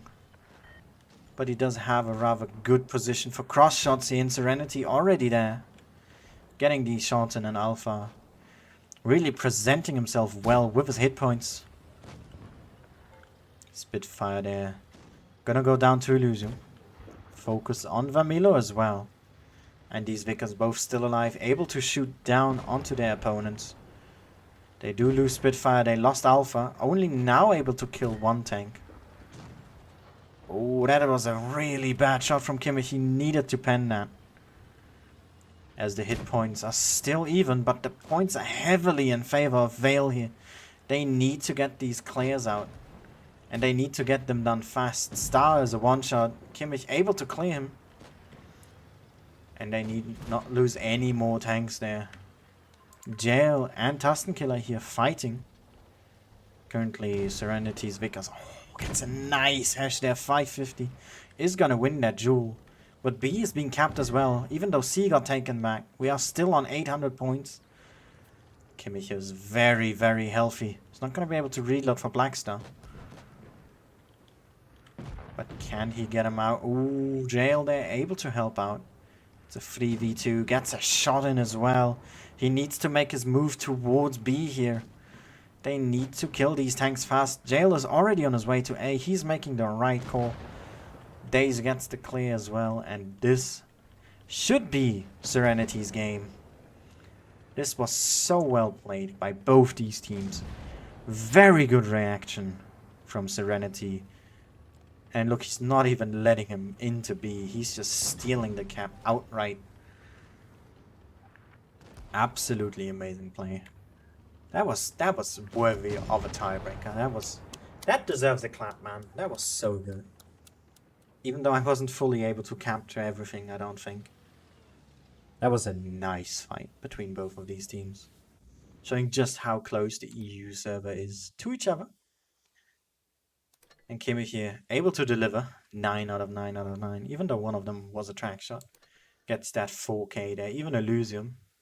But he farmed Spitfire more or less. But yeah, in general, great game from both these teams. And GG to Serenity for falling through and going to the finals. And let's see who will join them there, as it seems that match has been decided. APA versus BPS, and APA won in tiebreaker as well. So BPS will now be playing Veil pretty much instantaneously.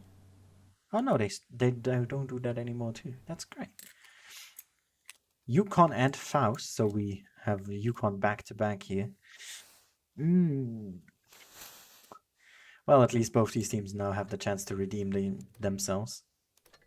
But what is the map here? We have Alpenstadt again. Both these teams now warmed up on it because both played tiebreaker. And Naval Frontier. That is some nice stuff going on right there. Alright, I need a replay. But I don't have any replays. Now this is a problem.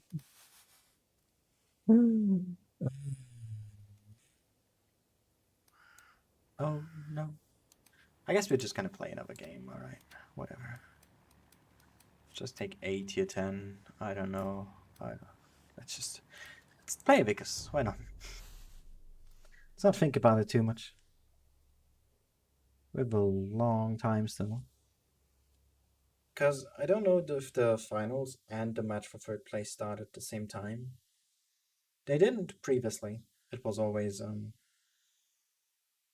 30 for the finals. So I hope we don't have to wait that long, because I mean, it's just a waste of time, isn't it?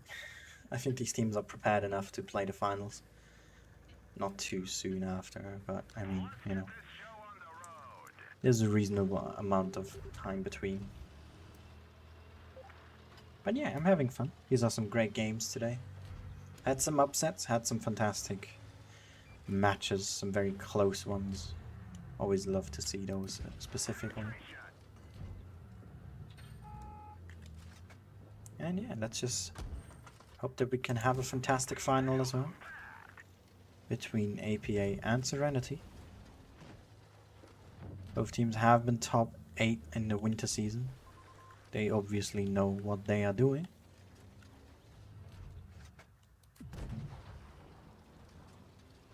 Didn't even see my shell. Where did that disappear to? I'm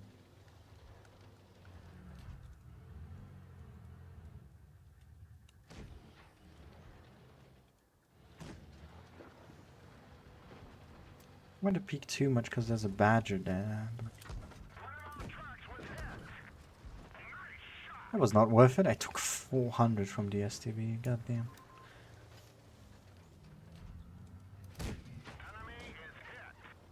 I'll turn them at least. Guess I avoided damage because of that.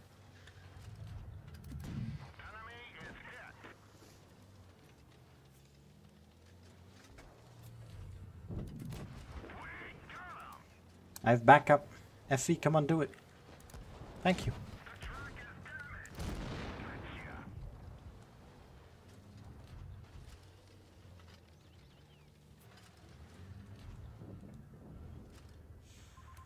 Close one. Thankfully I had fire support. Not everyone just went to the Yamato. Go sightseeing. I had some considerate teammates. Can't believe it. I'm so happy. Bruh, that was straight up a bounce. I didn't even get stuck in the gun or something. I just legitimately bounced on it. Feels bad.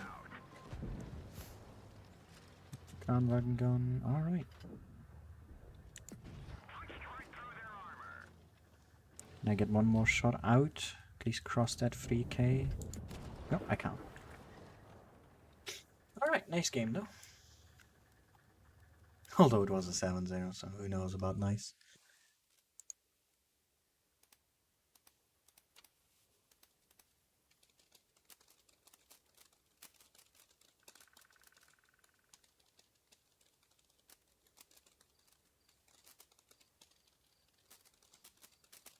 Jack asks if we would like to talk again, but I think it's not too necessary. We're gonna talk after the finals anyway, with Fugit as well.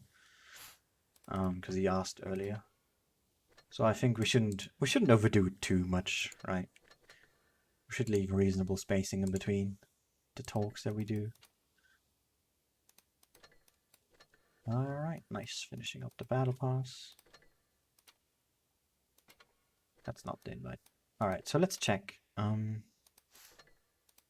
So it's 6 minutes till this match happens. But what about this one?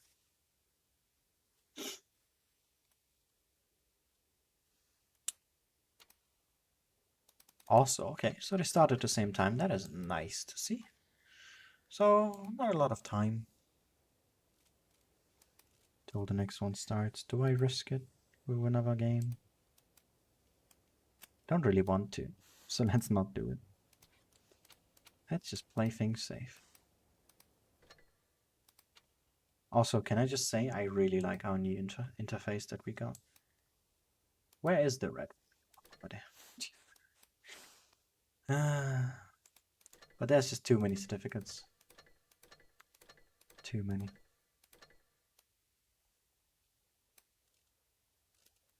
Anyway, yeah. Really like this tab. Do I even have all the battle pass camos on this yet? I do. Nice. Okay. For those who are new, I'm collecting camos on the Hellcat. Don't question my sanity. Only missing mission camos. Damn it.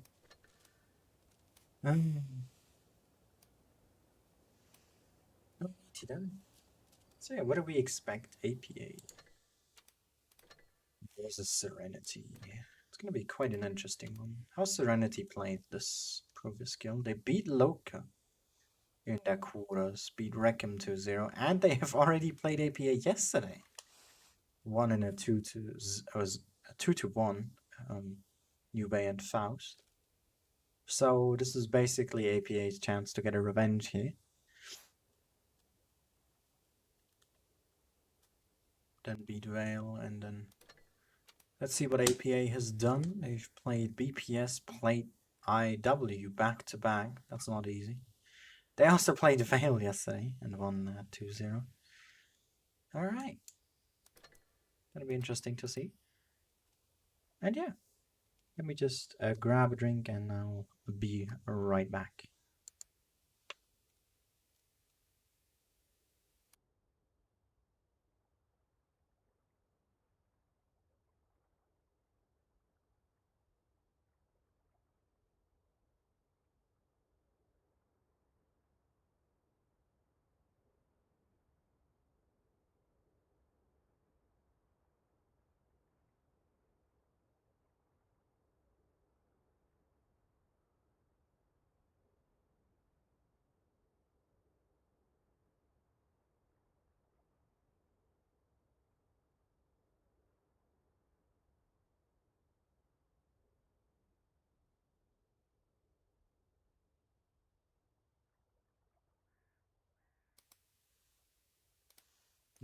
There we are.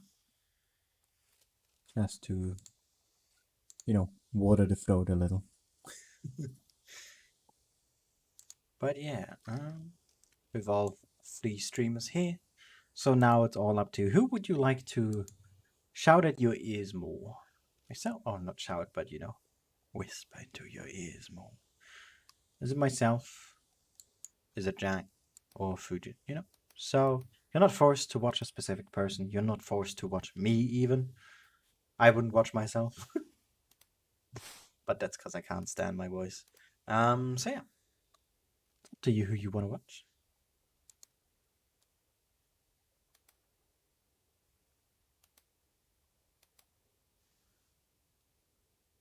Well, if you're gonna stay, thank you. I appreciate it. So we have Alpenstadt. I'm assuming both teams are gonna play the same they did previously. For Serenity, this is gonna be this lineup right here that we've seen. Last game, the spawns are not the same though. Serenity had the other side. But if they do the same thing, basically, just mirror it, because you can reasonably do that on Alpenstadt. We're going to have the Vickers spot the open field. We're going to have the E100 near the encounter cap. We're going to have the mouse near B, which is normal. We're going to have Dog maybe behind him. Not actually sure where he was. Ah, he was behind the Vickers, right. And then the E5s rush the corner for C. I could see that reasonably happening if they decide to go for it. But it's the thing of, did APA maybe watch their match? You know, could they expect that? But, I mean, they don't know until the match starts which lineup they use. But if they see the lineup and they saw the match, you know,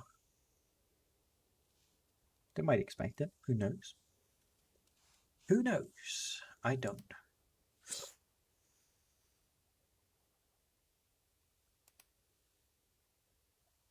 But it depends if they do end up going for that. APA though, going with double T22, we see triple E5, we see a Kranwagen and a mouse.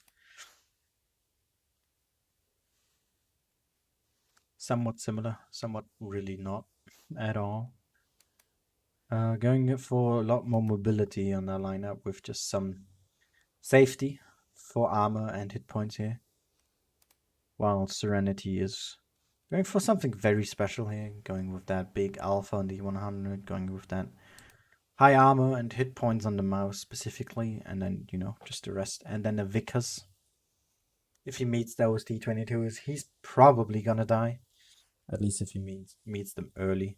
If he does end near the end game when they're both low, then, you know, might win because higher alpha, but that all depends. But we don't see any 100. In fact, we see also no Kranwagen, we see E5 and IS4. So a lot more stable of a lineup here from Serenity.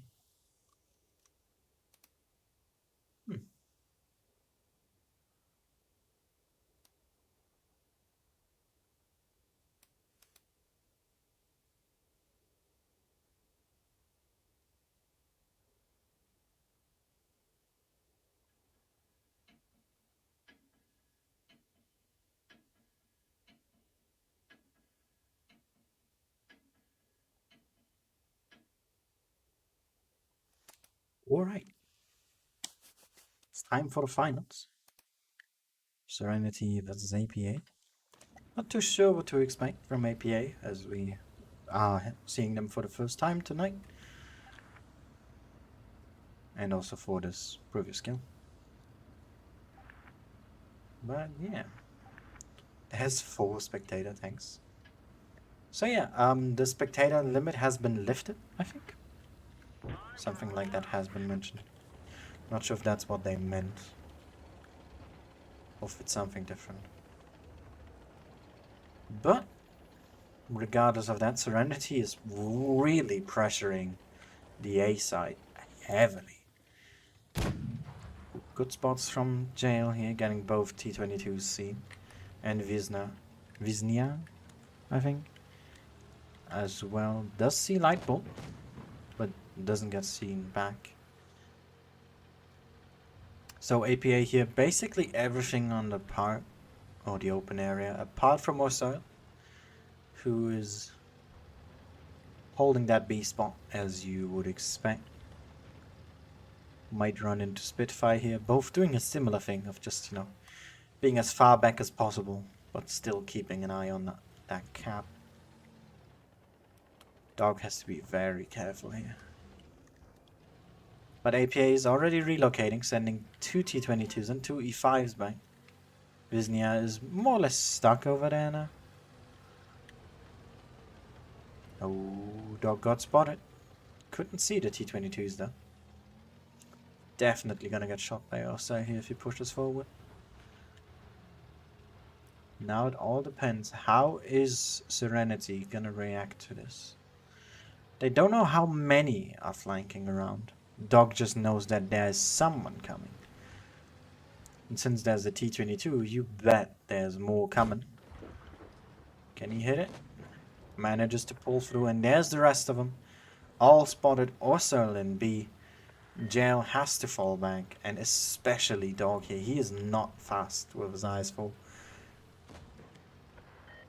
Spitfire here in a bit of a crucial situation also. Straight up just in B chilling. Not getting reset. Getting that cap is going to be really helpful. And Visna is just going to really take that attention from Serenity away. And buying them so much time that they could be using on something else. He basically has 4 tanks on him. Whilst the rest of Serenity is struggling here to hold through. Dog really wants to shoot the Witcher. Goes for Kiro instead. Devil here trying to shield a bit as well. But this is just not looking good for Serenity right now. Their tanks are missing. And they're just falling apart. Ooh, what a gun block there from Witcher. You couldn't see it, but he was trying to shoot Kiro. Hit the gun instead. Spitfire here about to go down. Not able to put his last shot in. And this is not looking good for Serenity right now. APA is stuck down there, but they have quite the tank advantage. Especially with Devil here now being cornered between everyone. Does go down here. We see a B steal from Daze. Or at least he stops the cap momentarily. Has to stay inside though to really have that be a thing. Wow. Plat is really going in hard here. On that E5 of Kiro. Daze going down as well. Focus now on the Kranwagen. And this is really, really close right now. With Ernest, with a new name it seems, in his T-22 flanking around right now. Daze actually making a really good maneuver of avoiding that T-22.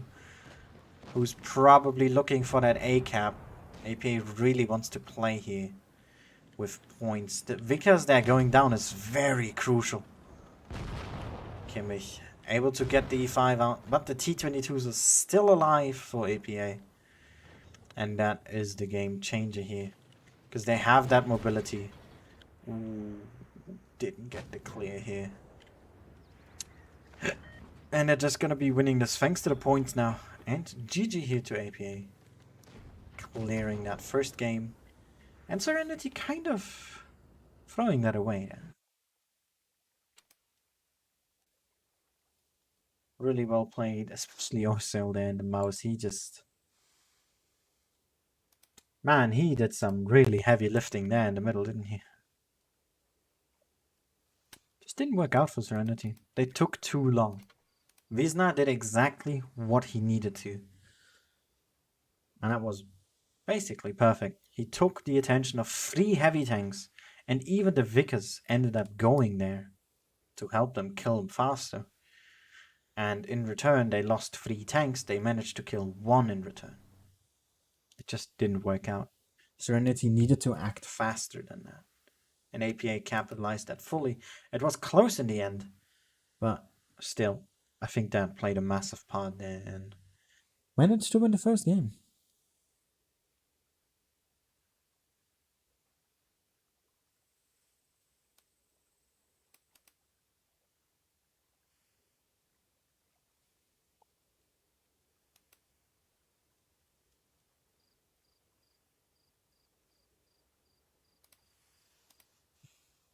We now have the E100. This is the lineup they used before, without the Kranwagen though. Now from this spawn, with the E100. So let's see if he can make some magic work, but APA not holding back either. See a Progetto We see an E100. We see double mouse and a Kranwagen.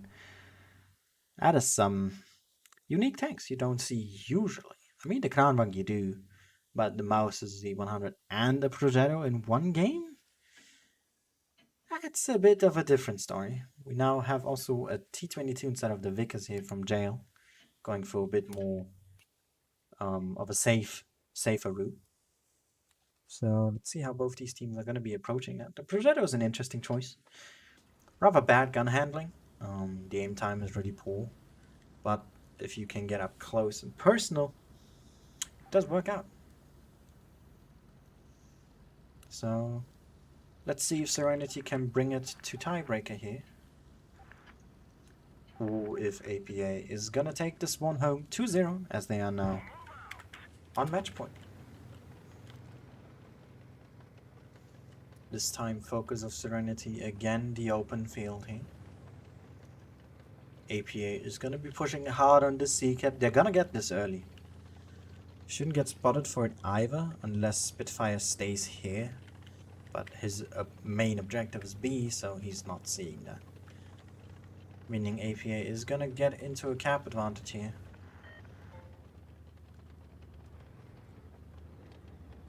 Let's see what they are able to do with it.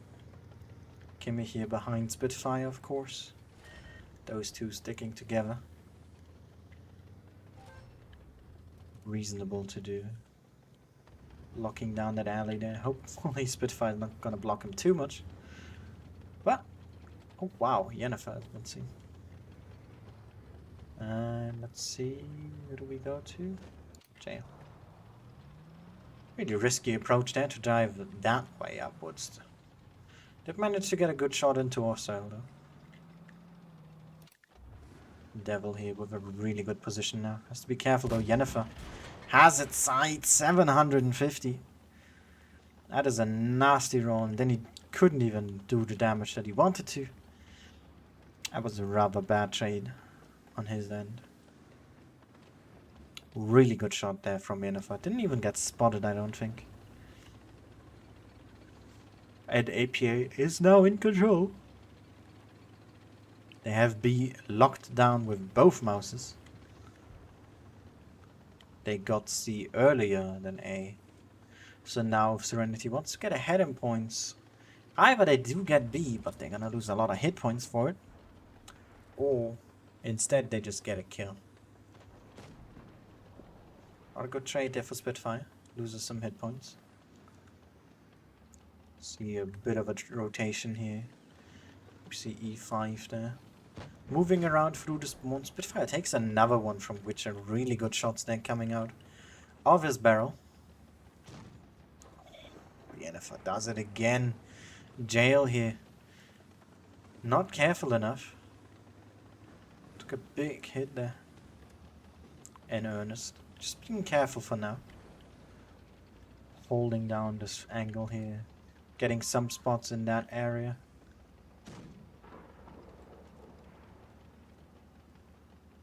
But with the hit point lead that they have now, that is quite huge. And Spitfire, he loses more. This time it's just an AT, but 200. That is quite a lot of damage. And B, the cap is coming. Dog is in earnest here. Got spotted. But they had to stop the B approach here. Yennefer also was going to peek there if necessary. But if we look at the hit points, 2,500 HP here now. In the lead. This is some very good early damage here, and there's still more coming. Dog there trading with the mouse. Not something you want. Ernest now flanking around. He doesn't even need to. He could just hold.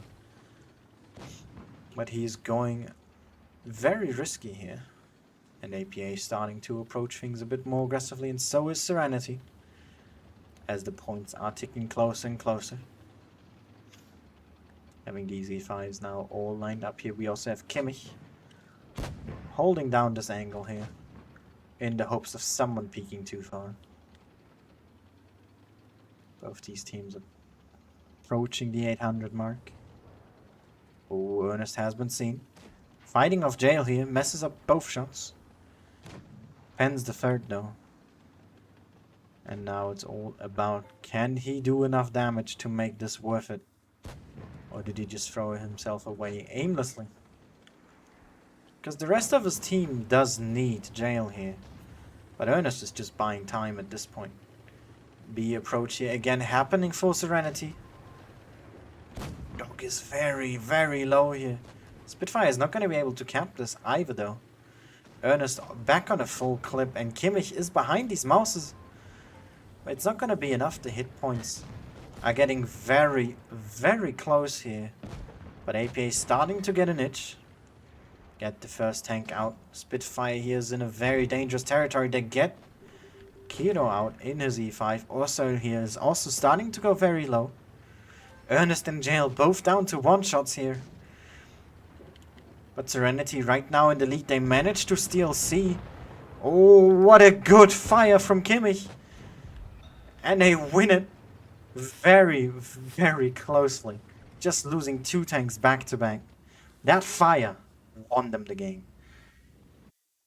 Jesus Christ. Oh. Kimmich here, the game saver. He shot HE on that mouse, hoping he would roll high enough. Probably shot on the engine of the mouse. In hopes of a fire, because generally speaking, if you shoot there, you get it. And if you don't know which spot I'm talking about, let me just show you. Because let's say he saw the mouse somewhat like this. I'm not quite sure. But he had HE loaded, and what you do is you shoot right here. You shoot either here to, you know, avoid shooting too low and hitting the upper plate. But generally you want to aim at this spot right here. Because if you shoot a mouse sideways, here is the fuel tanks. You can hit them really easily. It's easy to set it on fire as well. And if you HE splash here, you obviously hit the same spot. Meaning generally the chance for fire is very high. And you know, he managed to get exactly that because as more or less a second later the cap was done and they got the points because thankfully they stole C. And then another second later they lost 2 tanks. So APA could have nearly closed this down. That was close as hell. So yeah, this game could have, or probably should have even been APA's. They had a really good HP lead. They played very well at the start as well, carefully, slowly bleeding down Serenity. Well, that was close. And we're moving to Naval Frontier now for our final match, the tiebreaker of the evening. A lot of tiebreakers today, but I'm happy about it. And with that, let's indulge one last time tonight for a tournament battle. It is Serenity versus APA, 1-1.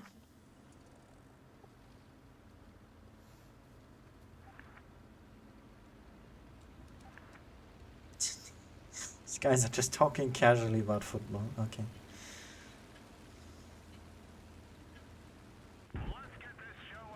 Well then, let's have a look and see what these teams have prepared for us.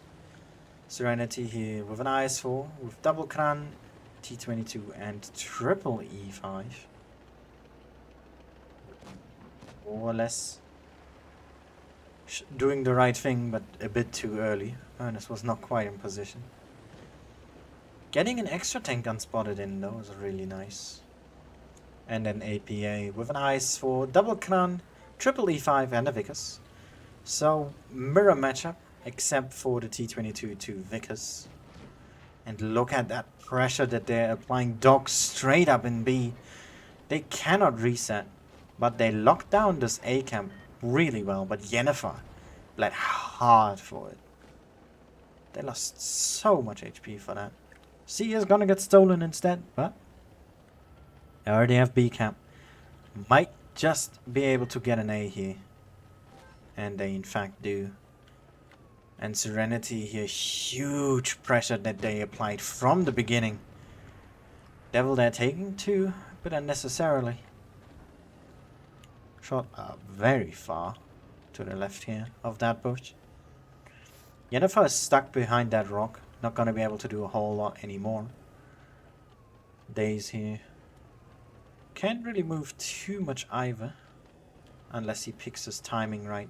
Ooh, Wisnar gets a shot in. Very good as well. That's the repair kit of the E5 gun. And Jail probably looking to hunt down that Vickers from Ernest. But he's already making his way back. What a good prediction though. Spitfire nearly nailed that. But it's time for APA to push.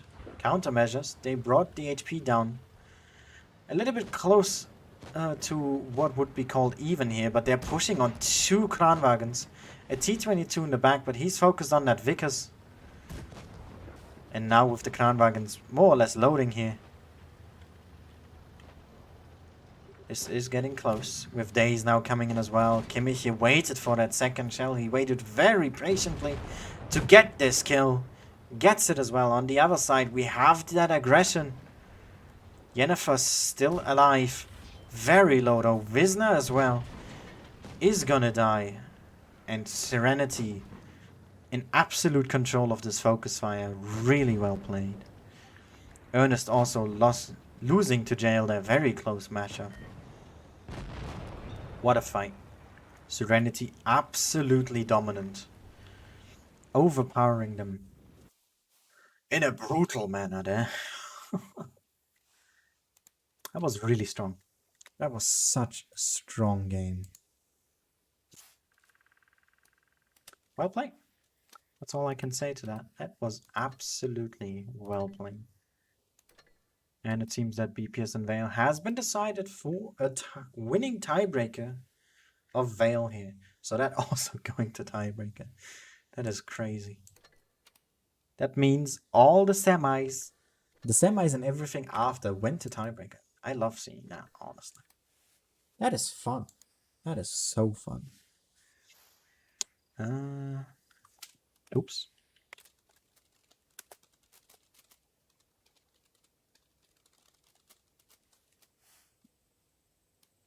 Second, I'm just messaging Jack and Fugit. Because we plan to have a talk after the stream. Or on stream, but after the matches, so just letting them know where I am waiting. So yeah, well played to Serenity. Congratulations for getting that W. Really, really well done. And, you know, a convincing victory in the end. The 2 games before were a lot closer than that. And yeah, Fugit's here. Hey, Fugit. Because I've just my headphones are not on. Strangely, sorry about that. Don't worry about it. Now I can hear things. Hello, Peter. Hey. How's it going? Fantastic. Seen some amazing games. Seen some brilliant games this evening. To be perfectly honest with you, I feel slightly guilty. I feel like I'm jinxing, like Jack does, because I did an interview with Blaster before the streams went out, and said, you know, Raider looking really good, blah blah blah, and Endgamer looking almost invincible, and then they both lose. So sorry for the jinx, guys. It does happen. Sorry for that. But what a fantastic evening! What some fantastic games that we've seen today, and this is just the opening stages. You know what else I love? The amount of sheer tiebreakers we had today. This was an immense amount. Everything of the semifinals and after was a tiebreaker, even the match for 3rd place. Oh, really? I didn't see. Obviously, nobody streamed 3rd place, so it was a shame. Yeah, but who won 3rd place, by the way? Vale managed to win 2-1 over Jack. Oh, that's fantastic. Yeah. My webcam's mucking up. Hang on a minute. Let me just try and restart the webcam. So, well done, Vale. Woohoo! Well done, Vale, for beating Endgame. What a shocker. That's brilliant. Before we talk about that, though, because me and Jack did previously, Fugit, why don't you tell us what happened in the game of Raid? Yeah. Because I am interested. Anyway, Well, to be fair, Raid didn't really put too many feet wrong. They were just completely outplayed by IW. Completely outplayed. IW played beautifully in that game. Mhm. Oh, for God's sake, just been disconnected from the server for some reason. IW played beautifully, absolutely beautifully. It's quite No short one's as going to well. hear that because it's now taking time to restart. Well, I Yeah, mean, we they have played our beautifully. streams still, you know. Yeah, this is true. Yeah, they played beautifully. So It was a fantastic evening in general, though. Even though there were upsets, and I think the upsets happened too, are in fact very upset. Mainly being Endgame and Raid. But yeah, it's still the first day, Yep. technically. absolutely. And both of these teams are good enough to definitely not have that worry them for top 8 potential. Yep. But I think especially today, we've seen a lot of great teams that can put a danger or also another foot into that top 8 territory. It just ends up on how the other previous skills in the future will develop from here on out, really. Yeah. But I think Serenity really needed that win tonight because their seeding isn't doing them any favor at all, and that I think winning the previous skill tournament tonight is going to help them a lot if they suffered once again from the win rate seeding, winning a couple of Who groups. did? Serenity. I mean, they won Serenity. I think he's Absolutely. a bit more. Okay, whatever. I mean, I was saying like Serenity, they really needed that win tonight, and I think in the next couple of previous skill tournaments, I think that would be their target, and because of their seeding, and it's quite unfortunate to say, but I really wish them all the best because God knows if they are going to be facing some of these teams again in the group stage in the previous skill tournaments. I mean, they faced Loka and they have to fight hard for that. Yeah, something Absolutely. also I think that before we gloss over it entirely, and that is important to mention here, this Yep. win is even more important for the sole reason of it being the only group on day 2. Because usually we'd see 2 or 3 groups, at least for the EU server, maybe more, depending on the activity of the previous day. But the fact that this was the only group in the final stages, that makes these cups in the later stages that much more desirable, and it gives you that much more of an edge over other teams. Because who knows, maybe there's gonna be maybe on the next previous skill we have 2 or 3 groups in the final stages. At most 2 groups in the final stage. There can't be 3. Psh, let me talk. But it's just so, for example, if we have 2 groups, we're gonna have 2 winners, we're gonna have 2 second places. That means you have a higher chance of getting more cups just because of the fact that there's a higher group number. But this makes it just this more important to win. And Serenity really took it out for them in that final day.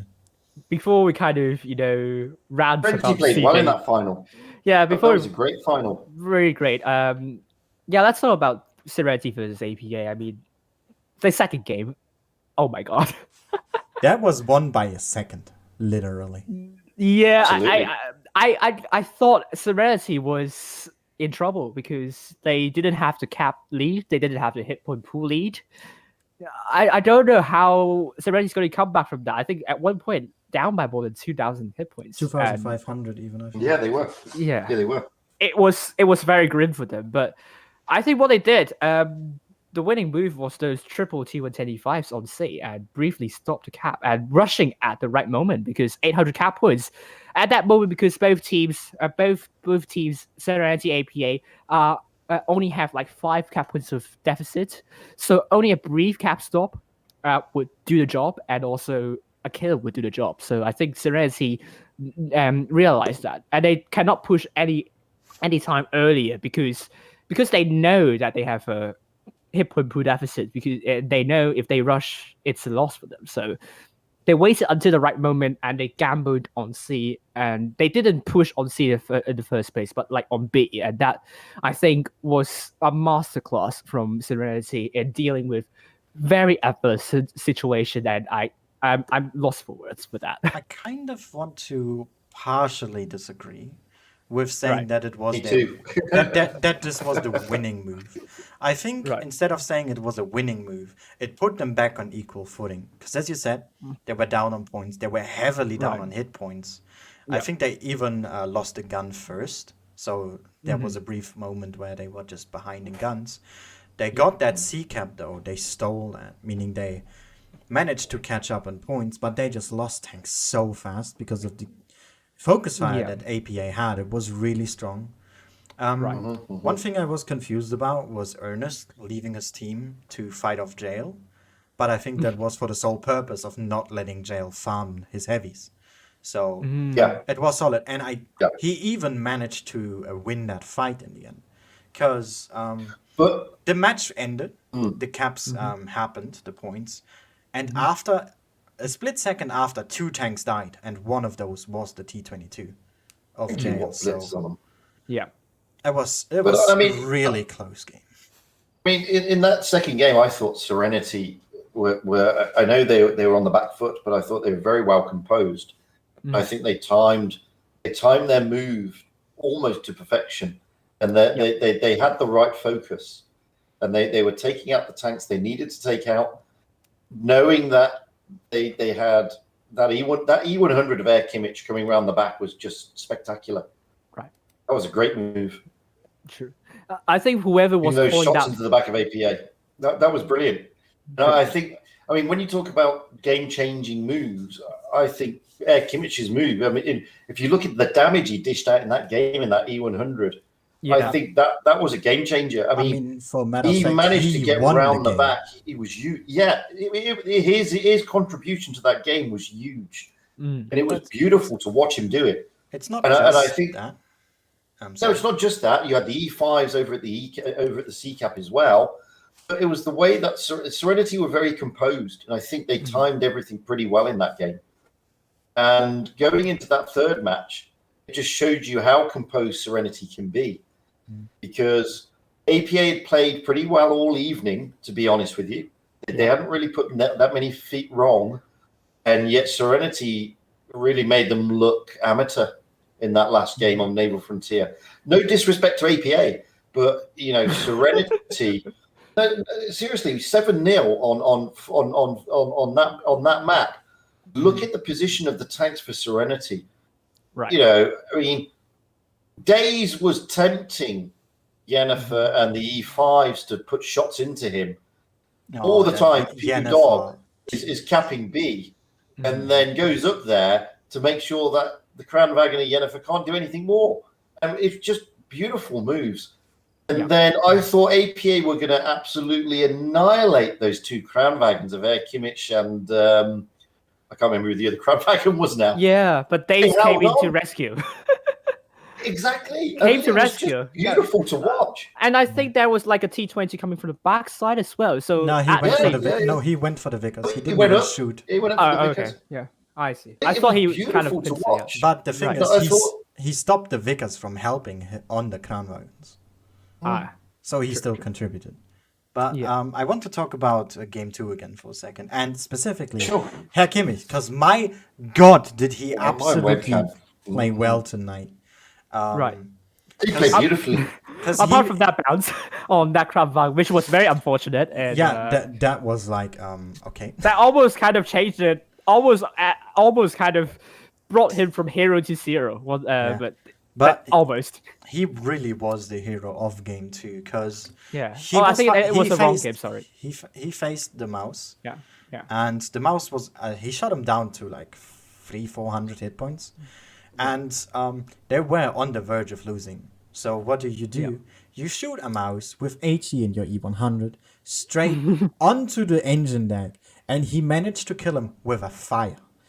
A fire of all things that ticked, so he died, which he was the kill that decided the points. Because, as I said, a split second later, 2 tanks of his team died. So he saved that game, And in the game after, in game 3, where they dominated, he was even cheeky enough to not shoot his full clip, but to just wait for a shot more to just then clear one of these E5s. He played amazing tonight. Absolutely. Absolutely. And, Even in game 1. And it was just fantastic stuff to see tonight. I thought, for the opening salvo, because it's only the first PYS, we're seeing some amazing competition here. True. And I mean, like, apart from Serenity versus AP, I mean, the first game for that, we can't talk about, like... Yeah, can we talk about the first game? Yeah, like, I think what went down for Serenity really, like, 3 tanks onto 1 tank and a tank 4. capturing A. Yeah, like 4 in total, but, like, that Vegas, like, wasn't going for that tank per se. So, like, 4 tanks on that side versus 1, and if you do the math, 6 versus 3 on the other side for the APA. APA didn't kill those 3 tanks quickly enough, but that didn't matter because when you have 3 tanks down, it was just game over for Serenity. Yeah, that was Wisnia on the other side with that E5. Yeah. He just held those, and not even just a short moment. He held them so long. I was like, why is he not dead yet? I don't know what he did. I didn't look over there because the main point was that push from APA. But the thing is, even the Vickers, he left there. I'll say that was the same strat they did employ against BPS. To be fair, so it's pretty much copy paste of what they literally just come out of that battle against BPS. Yeah, right. We didn't see that. The thing is, Serenity though played an entirely different game to theirs tiebreak on Alpenstadt. The second game, was it the second? Yeah, the second they played similar though. Oh, thank you, Bella. That's so nice of you. Thank you very much. But my God, words, they were just amazing games today. Ooh. With that, I'm going to jump because I'm going to speak to Vale. Yeah, right. Sure. And I think, Peter, we can keep on talking because I think we want to talk about Serenity versus Vale because it's equally exciting. Sure, we can talk about that as well. Yeah. I'll see you soon. Fugit, bye, Fugit. Catch you later, guys. I'm just going to jump in and have a chat with Vale. So let's see. Enjoy. All right, and Serenity versus Vale was equally as exciting as Serenity versus APA. To be honest with you, like Yukon, I think both of these teams so closely matched that I was like, it could be either game, either one's game for both all 3 of these matches. I think it was fantastic. The first game of Yukon, I think it was both teams have done really well. What? I was so happy that Serenity, specifically Spitfire, played that VK. That put a smile on my face. Because we don't see it often. No. And usually, if you see it, it's on Dynasties. Oh, yeah. Because it's more or less a better E100. In my eyes. Just in my eyes. I know people are going to disagree. In my eyes, it's a better E100. And I took it on Yukon, and I thought he would take the position that the Kranwagen took, which is the encounter cap. Because you can put that thing pretty well. But, I mean, the Kranwagen has the clip. It's going to be better at resetting. And the position he was in the end was just that much better. And my God, that first game was such a comeback as well. I think, the first game, Vale had them on B. Like they really did, They kind of isolated the Serenity tanks one by one on, like, B. And I was like, on B, I was like, oh dear, what is Serenity going to do? But out of nowhere, Serenity pushed on those T-22s of the Vale, and that won the game, actually. When you're taking out those high DBM tanks and the T-22s, they might have some armor, but at the end of the day, it's a medium tank and has low hit amount and low hit points. So the thing as well is... that was very good job from Serenity. When the T-22s came in, because I was like, oh no. Because I saw them coming, and it was basically the best move Vale could have done. And they did the move. It's just because the Vickers and the T-22 of Serenity were there. And that's what they wanted to catch because it's their DPM tanks against their own. But Serenity just ran away.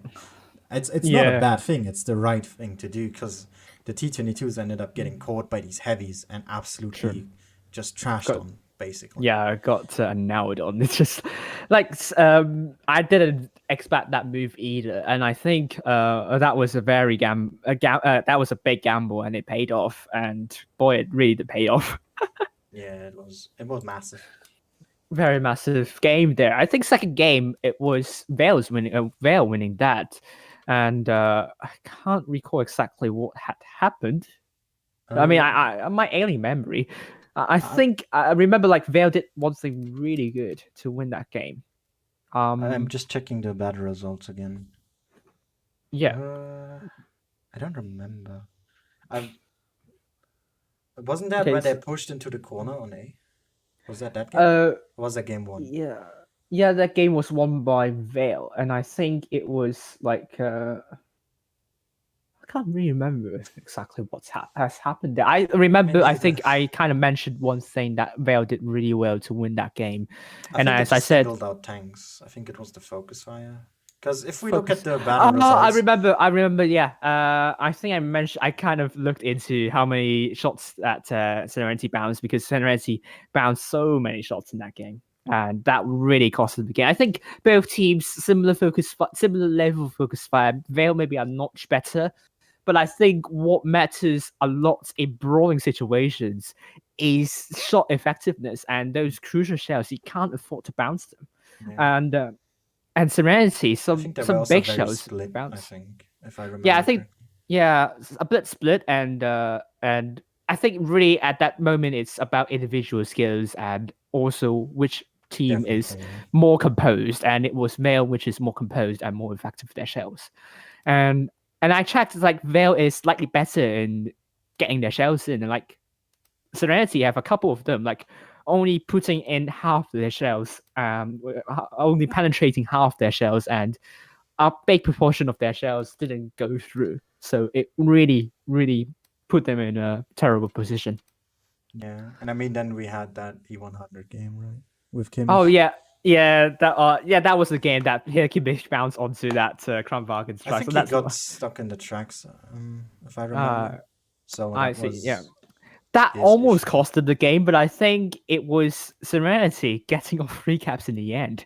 Wanted the game. I think they Alpha was caught off guard. Like he said that it was a bait, but yeah.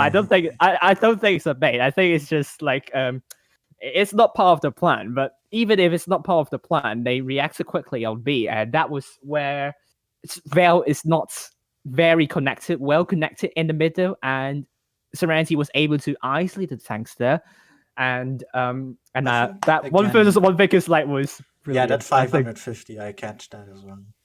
Yeah, I was like Team Tustin Killer versus Team People Gel. Because in the end, I think what won Serenity the game wasn't specifically their positions or their focus fire, but their target priority instead.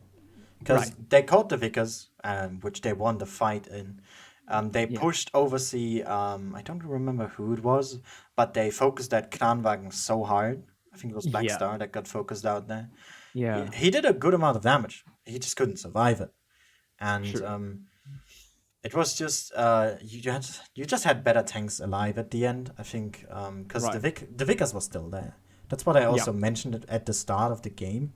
If your own Vickers survives longer, you have these nice HEs in the back of these clans, these E5s, or just shots in general, because you have a gun extra, and that mobility of the Vickers that you want, which is why you take it. And it just really worked out for Serenity there. Yeah, and Vale played really well as well. Really played. I think this top hit is going to be really hard to differentiate. Definitely. I mean, we saw a ton of tiebreakers today as well. Yeah, everything of semifinals past that was tiebreakers. Yeah, true. Once again, thank you very much for Bella for donating £10 to my stream. Thank you very much. That was very nice for you indeed. And thank you to Serenity for winning that match. And yeah.